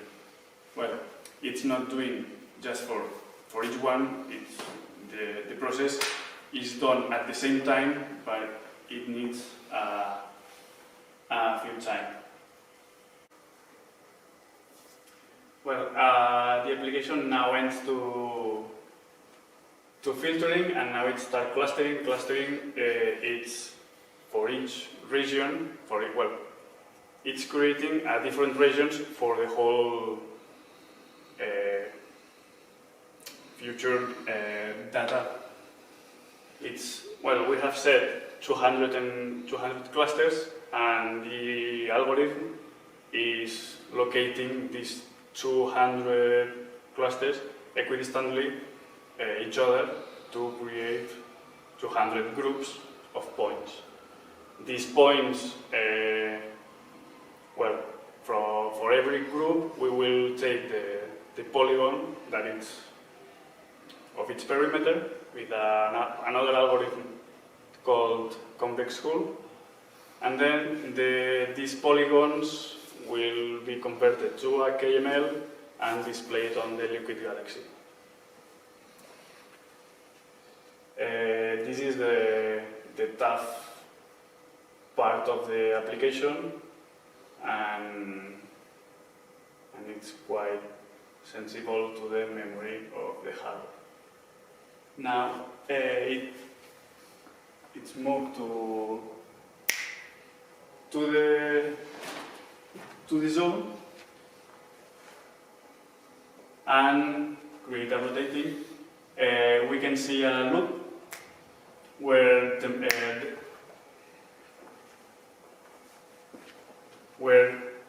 in this screen we can see the date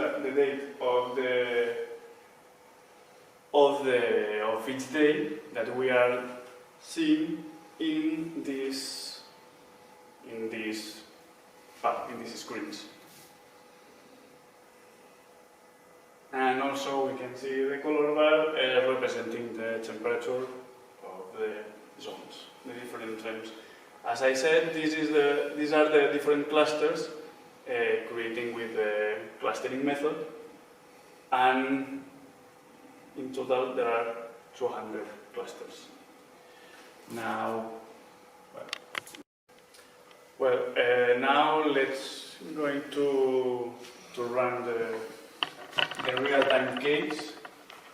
In this case, we don't have date pickers because it will download. We choose a region, we submit, and when we submitted the form, it's downloading from the API, from the Copernicus API, just one day, the last day. So that's because we don't have to select a date. Now it's downloading the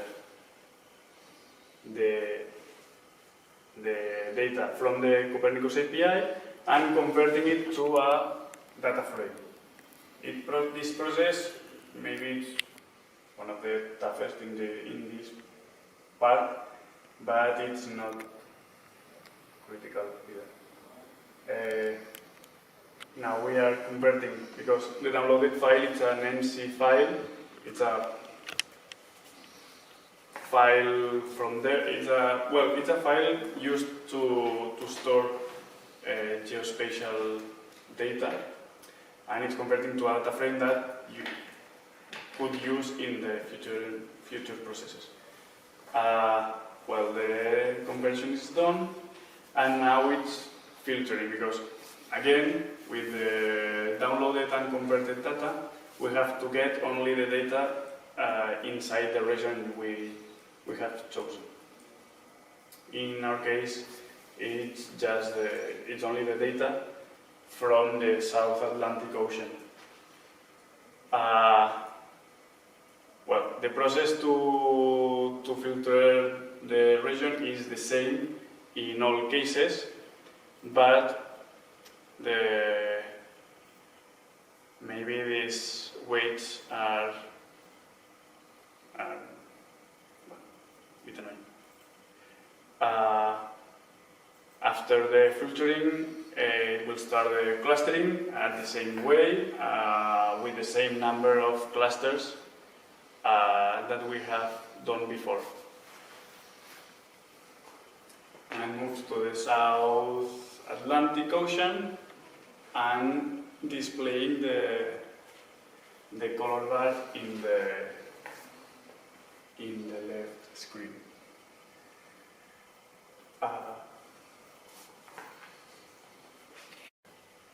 And finally, finally, we are going to test the last case, which is a future case. In this case, also like real time, we don't have date because it will display an immediate future, an instant in the future. So we are going to submit the North Atlantic Ocean.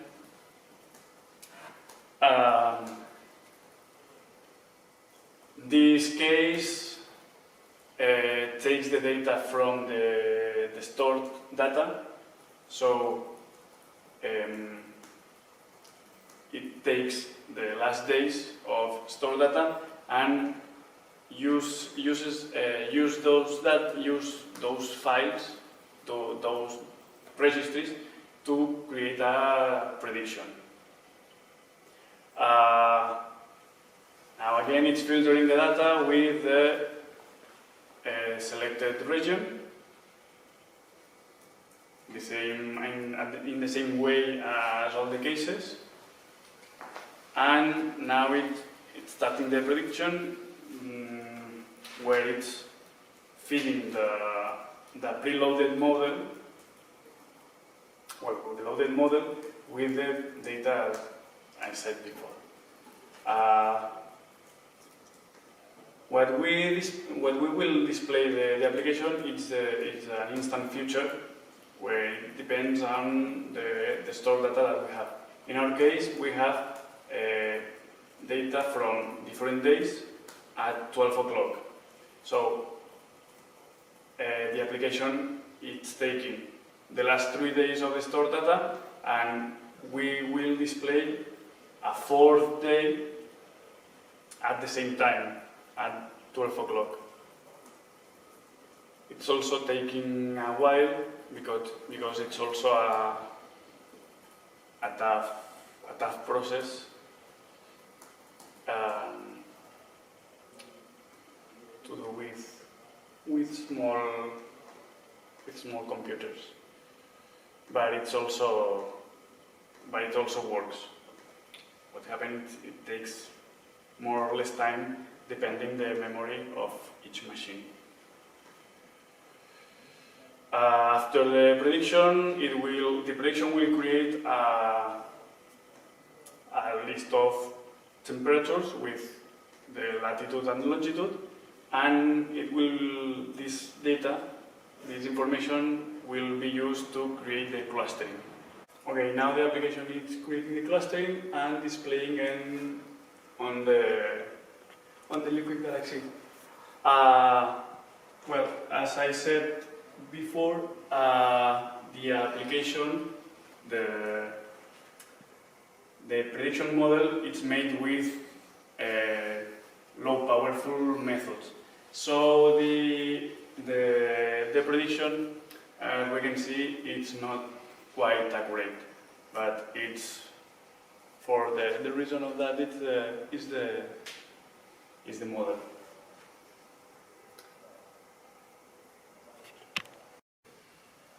Okay, and finally, I'm going to play the demo, the demonstration of the application. This demo, what it's doing is to fly through the different oceans in the world and display the predicted temperature, doing different flights too and different rotations for all of the data that we have displayed in the application. And well, it starts with the South Atlantic Ocean, and then makes an orbit and flies to a different ocean, making a whole round around the planet. Also in the screen of the demo, we can see a verbose where it's displayed all the different steps before the display.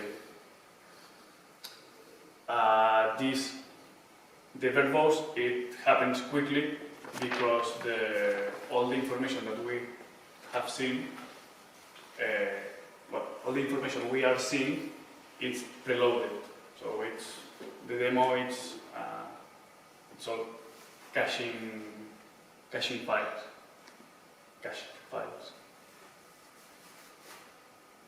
And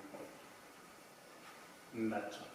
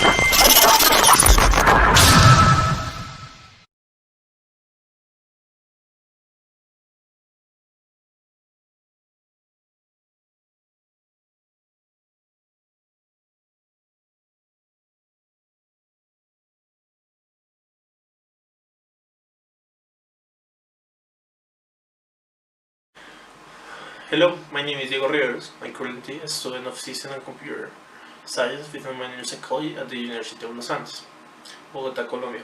This year was an honor for me to be selected as a student of Google Summer of Code 2020 with the company Liquid Galaxy.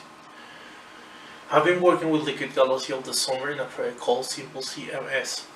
The project is a content management system for the curation and administration of storyboards. A storyboard is composed of a series of actions. Move to a location, move the camera, draw a balloon with a text, an image, and a video. Finally, draw shapes. All these actions will be painted in the Liquid Galaxy. So if we go to Simple CMS tab, you can see my name, my LinkedIn, and my GitHub with all the work I have done. And finally, all the logos of the company that make this possible. The technologies I used to create this project were Java, Android, Room, SQLite, Drive, and GSub. The process to install the Liquid Galaxy that you can see behind me in 3 virtual machines with a NAND network and a bridge was really complicated. The first problem I had was configuring the computer to accept the packages on the port 22. Finally, I allowed the protocol SMPP4 to know the topology of my network, and then I opened the port 22 of my computer, that is a Windows. With this, my tablet could communicate to my computer. After this, I create a communication with the Liquid Galaxy for my tablet to Liquid Galaxy with a protocol CSH. With this protocol, I send an echo command to the Liquid Galaxy. The echo command is a command that outputs the strings. It is being passed as argument. We can see this in the tab Connect. You can see that we have a username, a password, a URL with the API and the port. This information is necessary to create the communication by SSH. When we click try again, it's going to send information to the Liquid Galaxy to show you that it's connected. So if we go to the tab Create, we have all the main contents that are location, moons, balloon, and shapes. And if we go to location, we have all the information that is needed to move to the location, like the duration, the flight to move, the longitude, the latitude, the altitude, the heading, the tilt, the range, and the altitude move. All this information that you can see in the tablet is going to be sent to the file with path/temp/query.txt. Then if we go to movement, we can see that there is an orbit mode option that is only going to move the heading. We have the heading and the tilt to move the camera and the salt. So we cancel and then we go to balloon. For painting a balloon, in the Liquid Galaxy is a more complex process because we have an image. So we need to send first the image to the Liquid Galaxy. So I create a folder, resources, and there I save all the images. In there, I send the image to the Liquid Galaxy with FTP protocol to the file path /www/html/resources.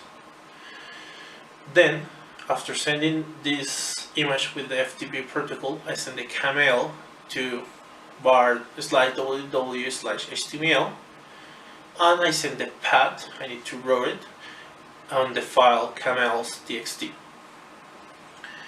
Here, an example of this path is a localhost 81 with the port 81/balloon.kml.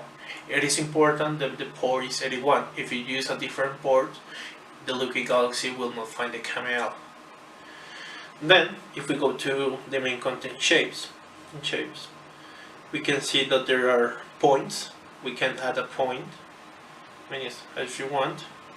You can delete the last point, and you can delete all the points. It's important that needs to be at least 2 points.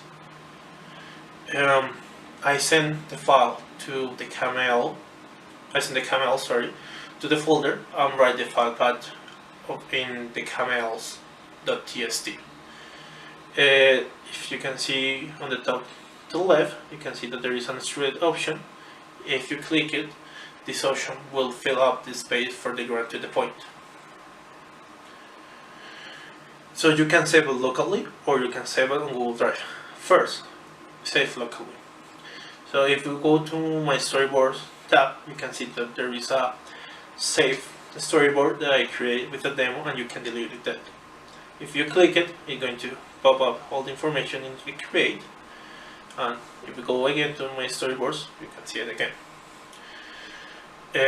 To save this storyboard, or the storyboard that you're going to create locally, I use a new technology for me, that is Rope, which provides an abstraction layer over SQLite.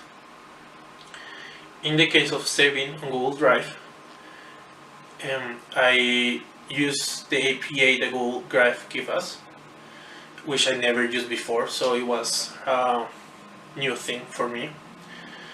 And to save the storyboard, I convert the file in a JSON file with the implementation of a JSON packer to pack and unpack the storyboards. In the case of the image, like I told you, the balloon will have an image. I decide to pass this image in a write bytes to save some space in Google Drive, and to create the image when the storyboard is downloaded and save it into the tablet. So if we go to the tab import, we click on connect to Google Drive. I select my account.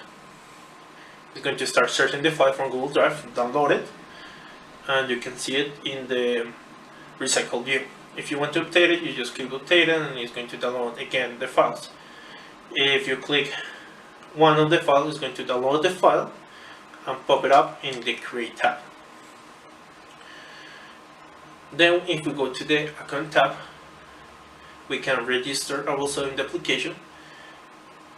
So this is important because to use the feature of Google Drive, you need to first log into the application. If not, you can't use the feature of Google Drive. All this information of the login and logout is going to be saved in Share Preference. Share Preference allows that all the activities in the application go to Share Preference and get the information they need. It is important to mention that the storyboards can weigh more than 5 megabytes.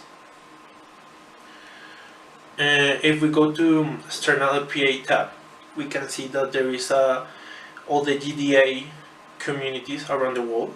There is a lot of information in the recycle view. Scrolling down, I did this. That is a web scrapping. It's also new for me. I never did web scrapping. The technology I used for this, it was GSoup on the meetup GDG. There is the link, you're going to see it, and if you click on the tour GDA button, it's going to do a tour of all the GDA communities around the world. Also, You can refresh the information. If you click on refresh, it's going to download all the data that is in the page, and also you can filter the information, like here in time and research. I'm going to put something silly, so MKA, and as you can see, there is nothing. And if you put Afghanistan, it's going to show all the Afghanistan. And then if we go to the demo tab, I create a demo for this project. It's a mini tour of Barranquilla, Colombia, the city where I grew up. So if you click demo Barranquilla, it's going to connect to Liquid Galaxy and then show a dialog telling you that the demo is running. And if you stop, it's going to show you a dialog of thank you for watching this demo.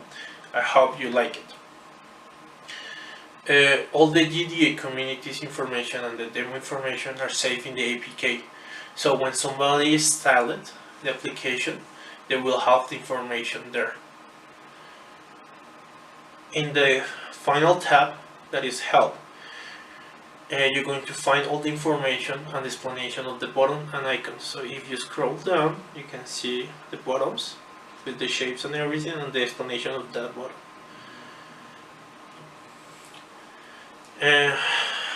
The most important thing I learned for this project is that having a plan helps with having smooth development, but still is a plan.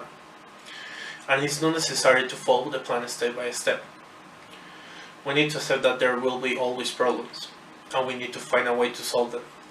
Accept the changes, the plan is just a guide. Thank you.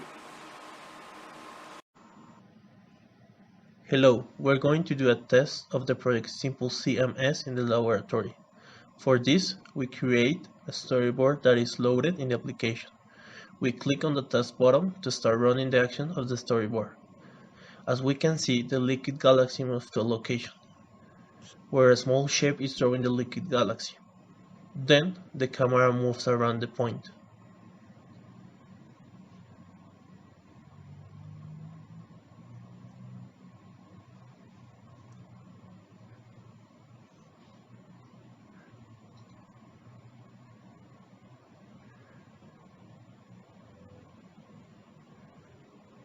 And a balloon with an image of the building appears.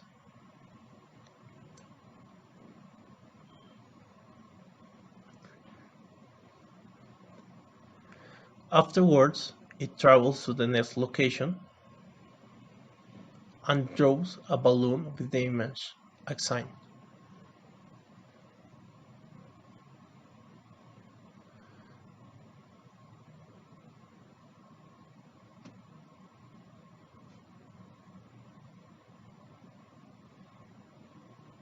The camera moves around the position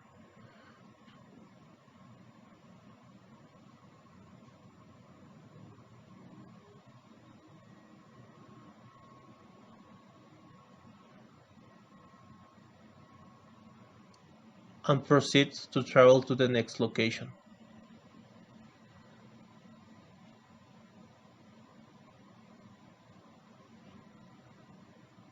Here, a balloon is showed.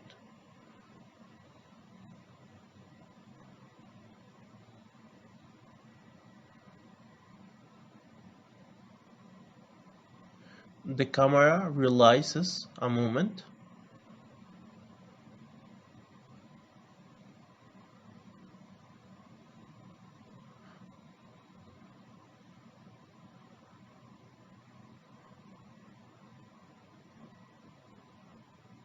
Next, another location comes into view with a camera movement.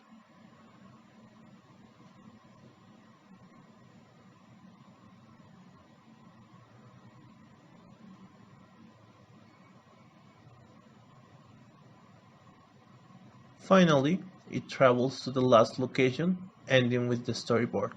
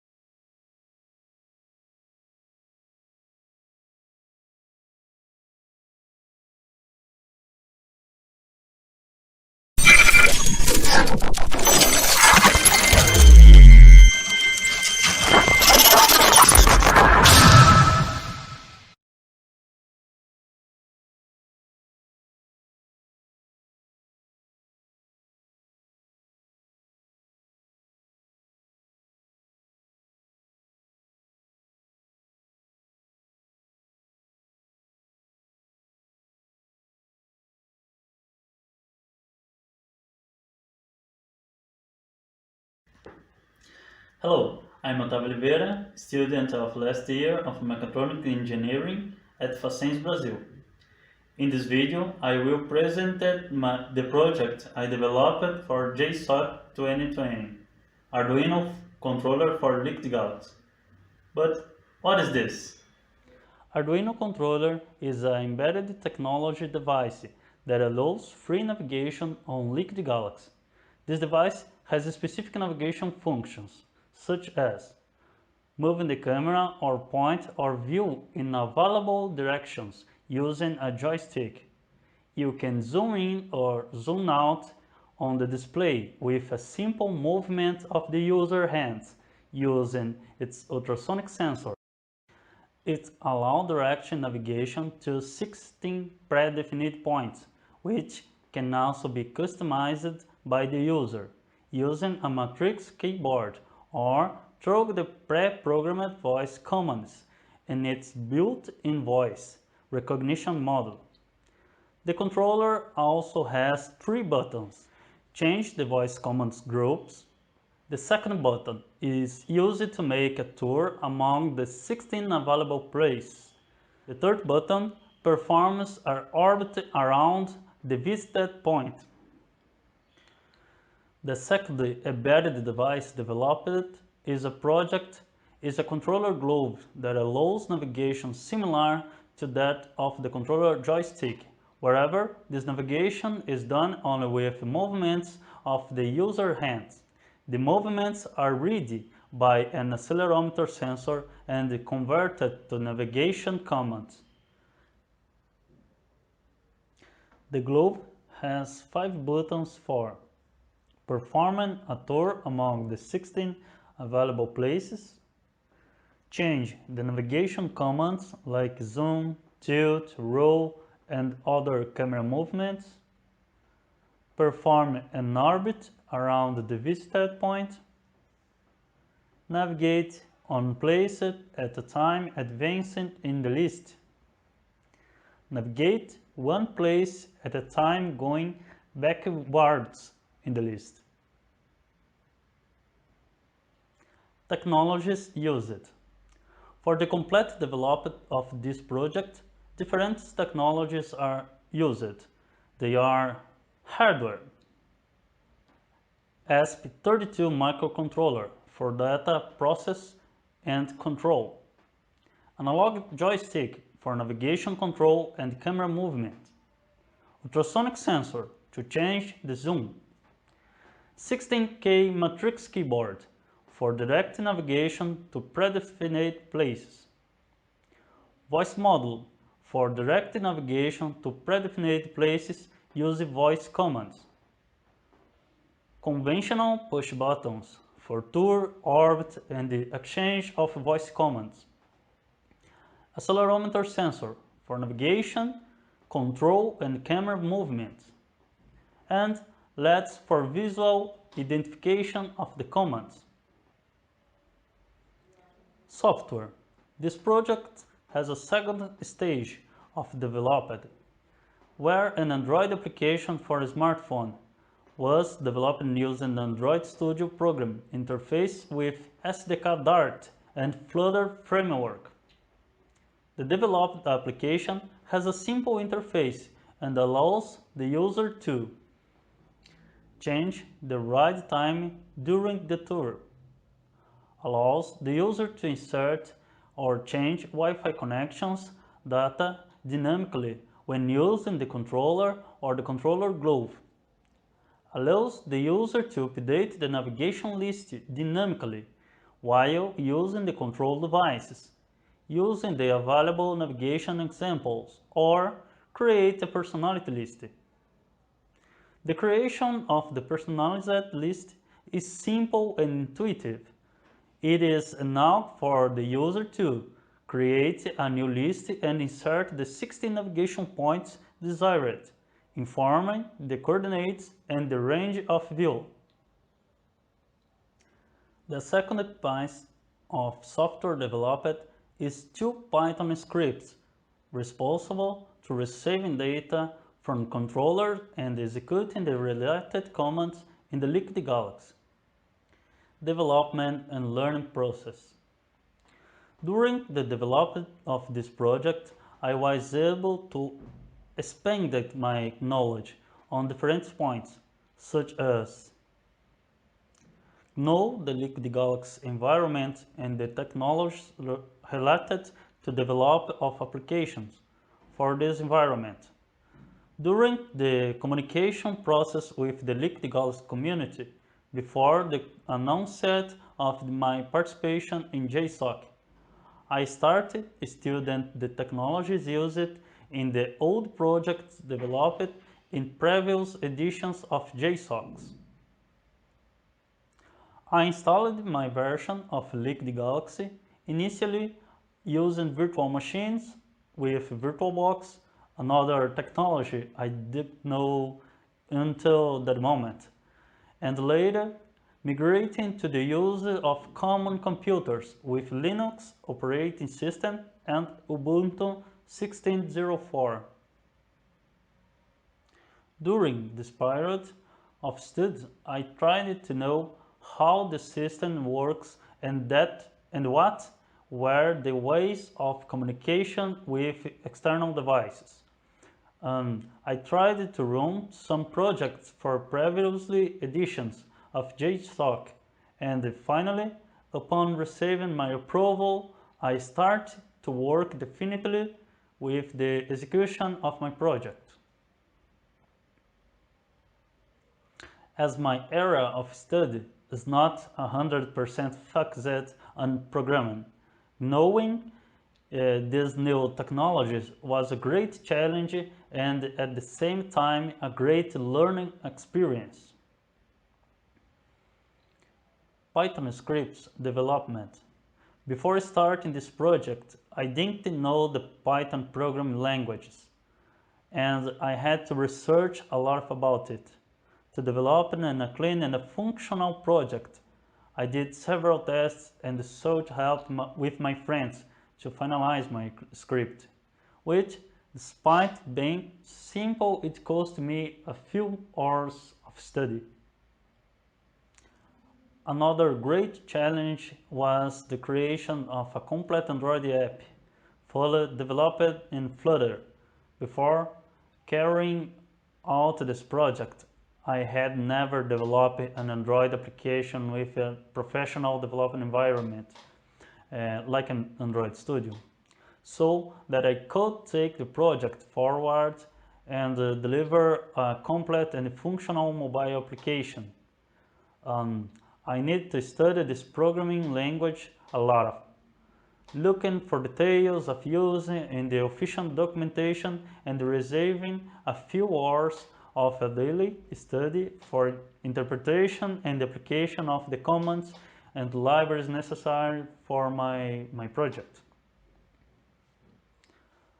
I was also able to develop my knowledge of the ESP32 microcontroller, taking a few hours to read and interpret the datasheet, and also with practical learning and solving problems encountered during the assemble and program process of this microcontroller. Finally, the integration with other project participants who helped me with development and in this learning process. Also, the collaboration of students of Liquid Galaxy Lab in Spain, which allowed a great immersion in other languages and also mutual learning during the weekly follow-up meetings. Without a double This challenge provides great learning and technical development during the 3 months of work at JSOC 2020.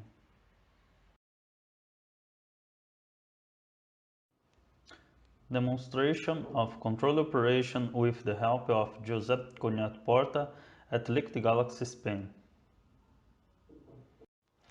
Navigation example using the matrix keyboard, pressing the 1 key.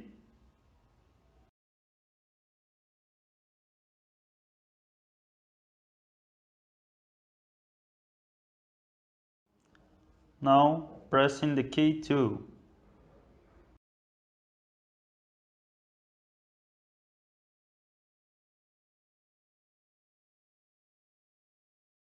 Pressing key 9.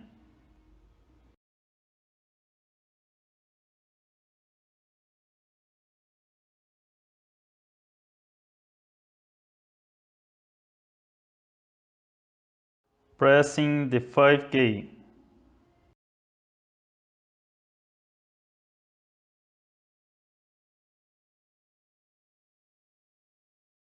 Testing joystick movement.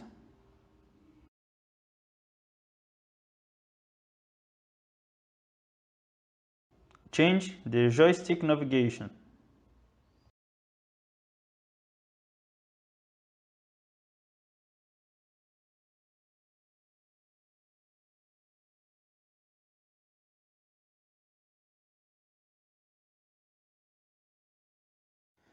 Tilt the camera.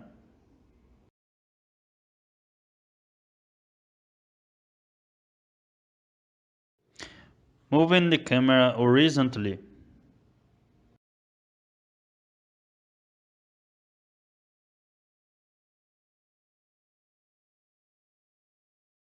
Testing zoom with ultrasonic sensor.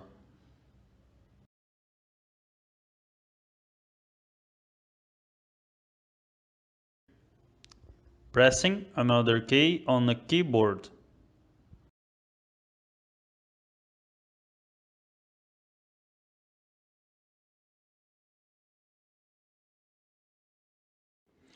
Testing the ultrasonic sensor again.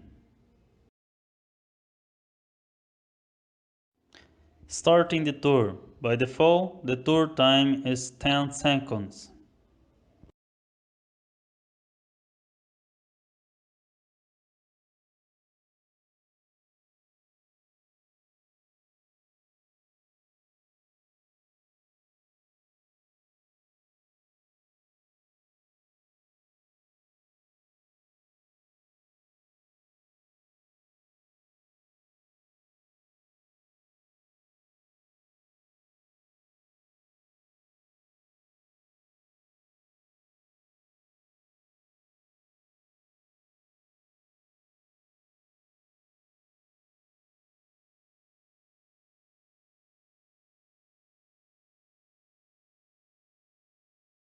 Controller model reproduced by students of Liquid Galaxy Lab, Spain.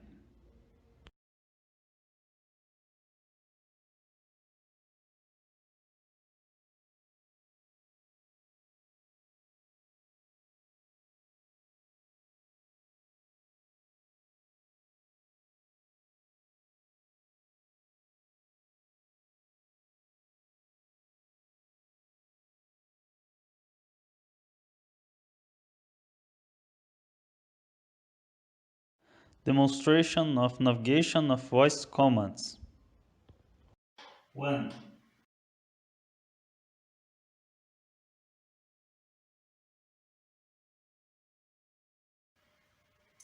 2.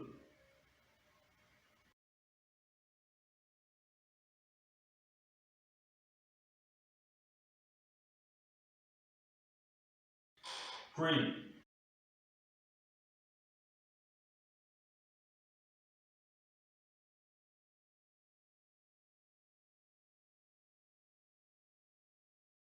4.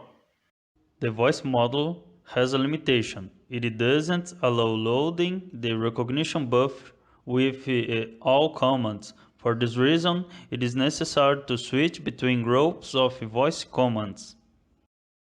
5.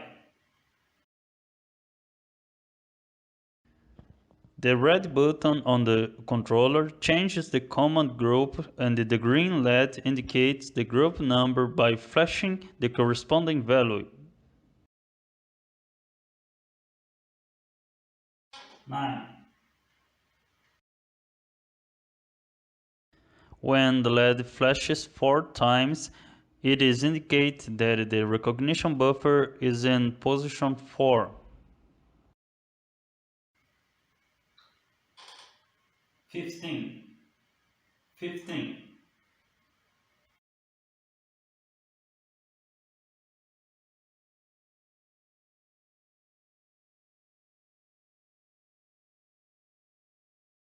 The yellow button makes an orbit at the place visited. Initially tilts the camera by 45 degrees and then starts the orbit.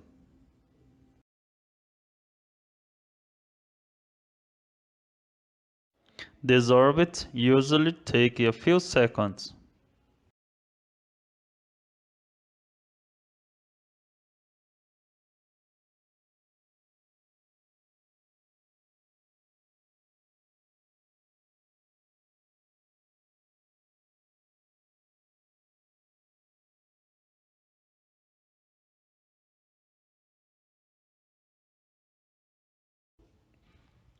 The control globes allows you to navigate the liquid galaxy just by moving your hand. Its accelerometer sensor reads these movements and converts them into control commands for the liquid galaxy. Pressing the button located on the palm of the hand, it is possible to change the navigation mode. Its operation is similar to that of the joystick of the first controller. Alternating between the 3 forms of navigation available, it is possible to perform the following movements: camera up, camera down, left, right, horizontally, tilt, roll, and zoom in and zoom out.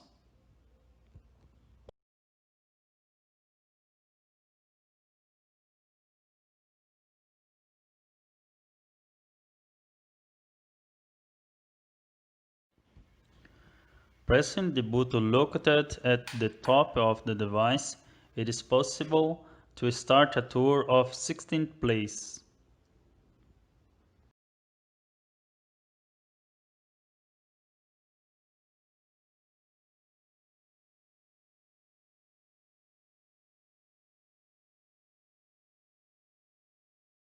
To stop the tour, just press the button again.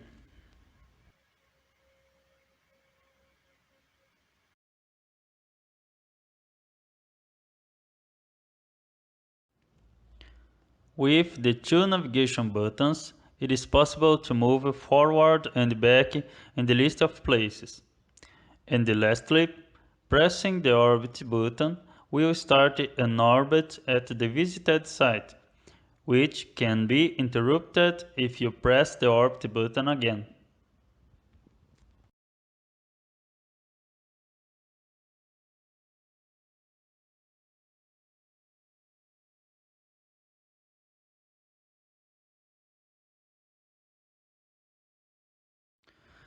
To facilitate the use of the controllers and allow the user to modify the navigation locations, an Android application was developed that allows a Bluetooth connection to the controllers so that the travel coordinates and other information are updated dynamically and without the need to disconnect the controller to reprogram it.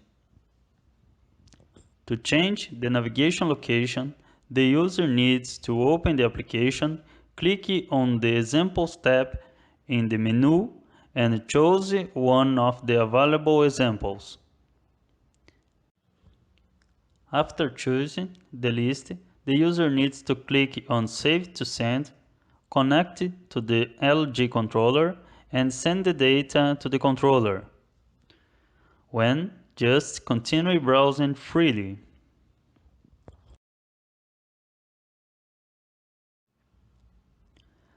The available examples are green, soccer stadiums from different continents, blue, racing tracks from different continents, and red, standard navigation list with some famous touristic chicks from the world.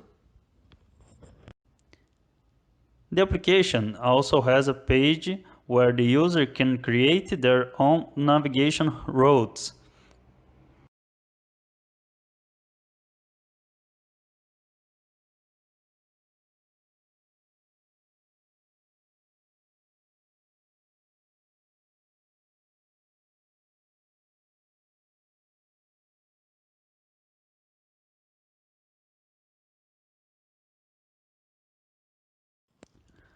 By default, the tour time is 10 seconds, but this time can also be changed using the app.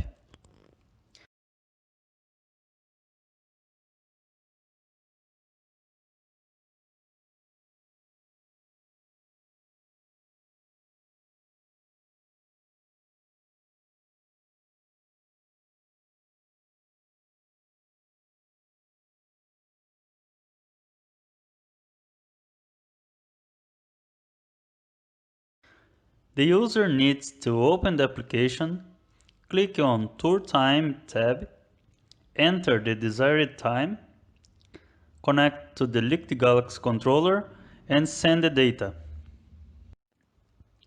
In order for the process to be completed, it is necessary to stop the tour that is taking place and start it again by clicking on the tour button.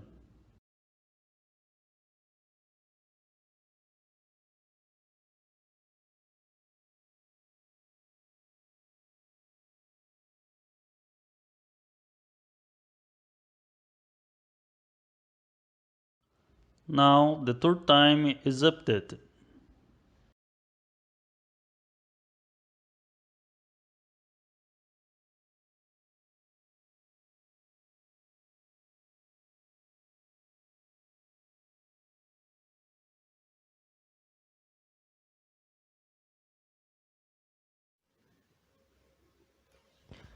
The controller and the glove can be used without connecting cables, using a Wi-Fi connection and batteries.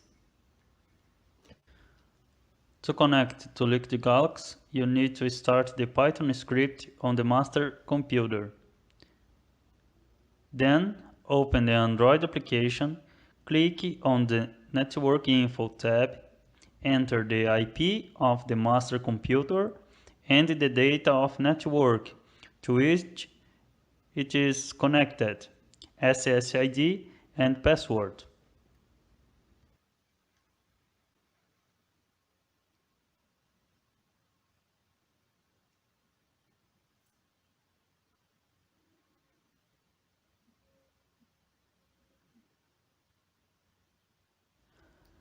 After connecting to the controller and send the data, in some cases it may be necessary to perform this procedure twice. The connection confirmation is made with the LED off.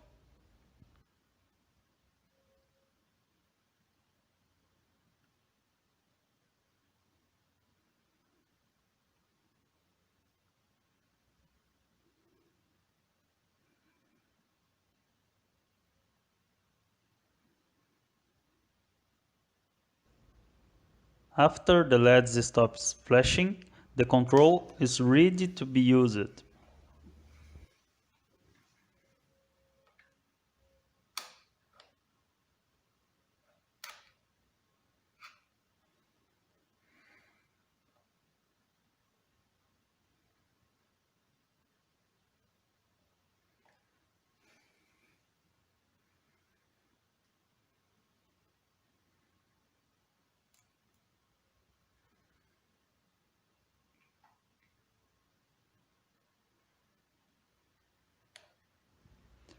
The application works integrally for both controllers.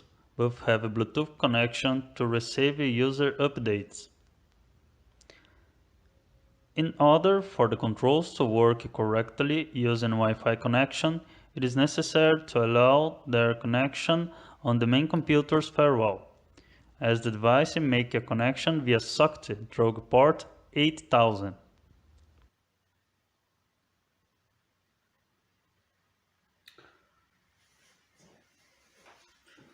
One.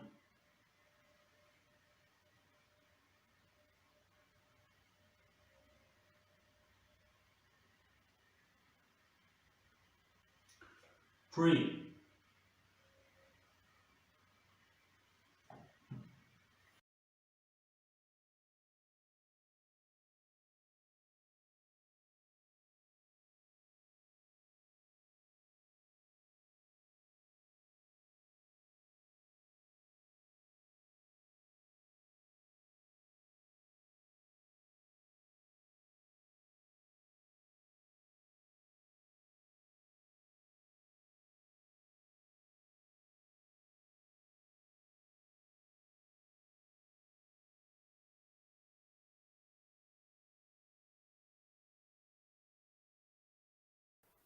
Greetings to everyone. Today we have Alba Montoya, who is a student from first of ESO in Torrevicens, who likes a lot technology and science, and who's going to give us a speech about Aydah Lovelace. You got the word. Aydah Lovelace. Good morning to all of you. My name is Aydah Lovelace, and I was born in London on December 10, 1815. My father was Lord Byron, one of the most important poets in the English language. When I was just 1 month old, my father abandoned my mother, who was very upset by this betrayal. So big was his displeasure that he forbade my mentors from teaching me any poetry or literature, for fearing that I will become as little a person as irresponsible as my father. Rather, he ordered to me teaching a lot of maths. For me, that was a great luck because of maths. I know you won't believe me. They drove me crazy. Unfortunately, I was always in poor health. You should know that I suffered a terrible heat, because of which I almost went blind. Despite all the misfortunes, my interest in science was growing. But and that in my time, most women could not go to university and had to take care of the children and the house. I was an exception, and when I turned 19, I met Charles Babbage, inventor of a calculating machine that I was passionate about, and so I asked if I could help him. He said yes, and it made me the happiest guy on earth. Thanks to my collaboration with him, I published a book where I spoke for first time about computers, and where I wrote the first algorithm. That's why I'm now at the first programmer in history. And what is an algorithm? An algorithm is a set of instructions used to solve a problem or to do a task. So when a computer does something, printing, copying, pasting, etc., it needs an algorithm that tells it how to do it. At the age of 36, I died of cancer, the same as my father died. I sincerely believe that you will be proud of me, just as proud as my daughter, Anna Isabella, who was the first European to traverse the Arabian desert from end to end. And finally, I have already spoken a notes. I would like to like some words that I wrote in memory of my father, of whom I was not allowed to see a single photograph until I was 20 years old. Dear father, I know that you were a scatterbrain and that you didn't get along very well with me or my mother. I do not take you into account, and I forgive you because I have also been a bit of a scatterbrain like you, and I had many lovers, and I also cheated on my husband, and more crazy things that I keep for myself. You see, father, although we never look each other in eyes and never spoke a single word, I ended up looking like you. Things that happen.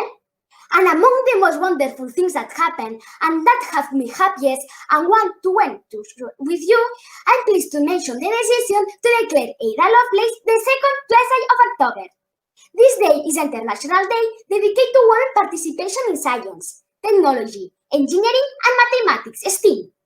With this day, we want to make visible, recognize, and support women who work in one of these fields, as well as discoveries and inventions.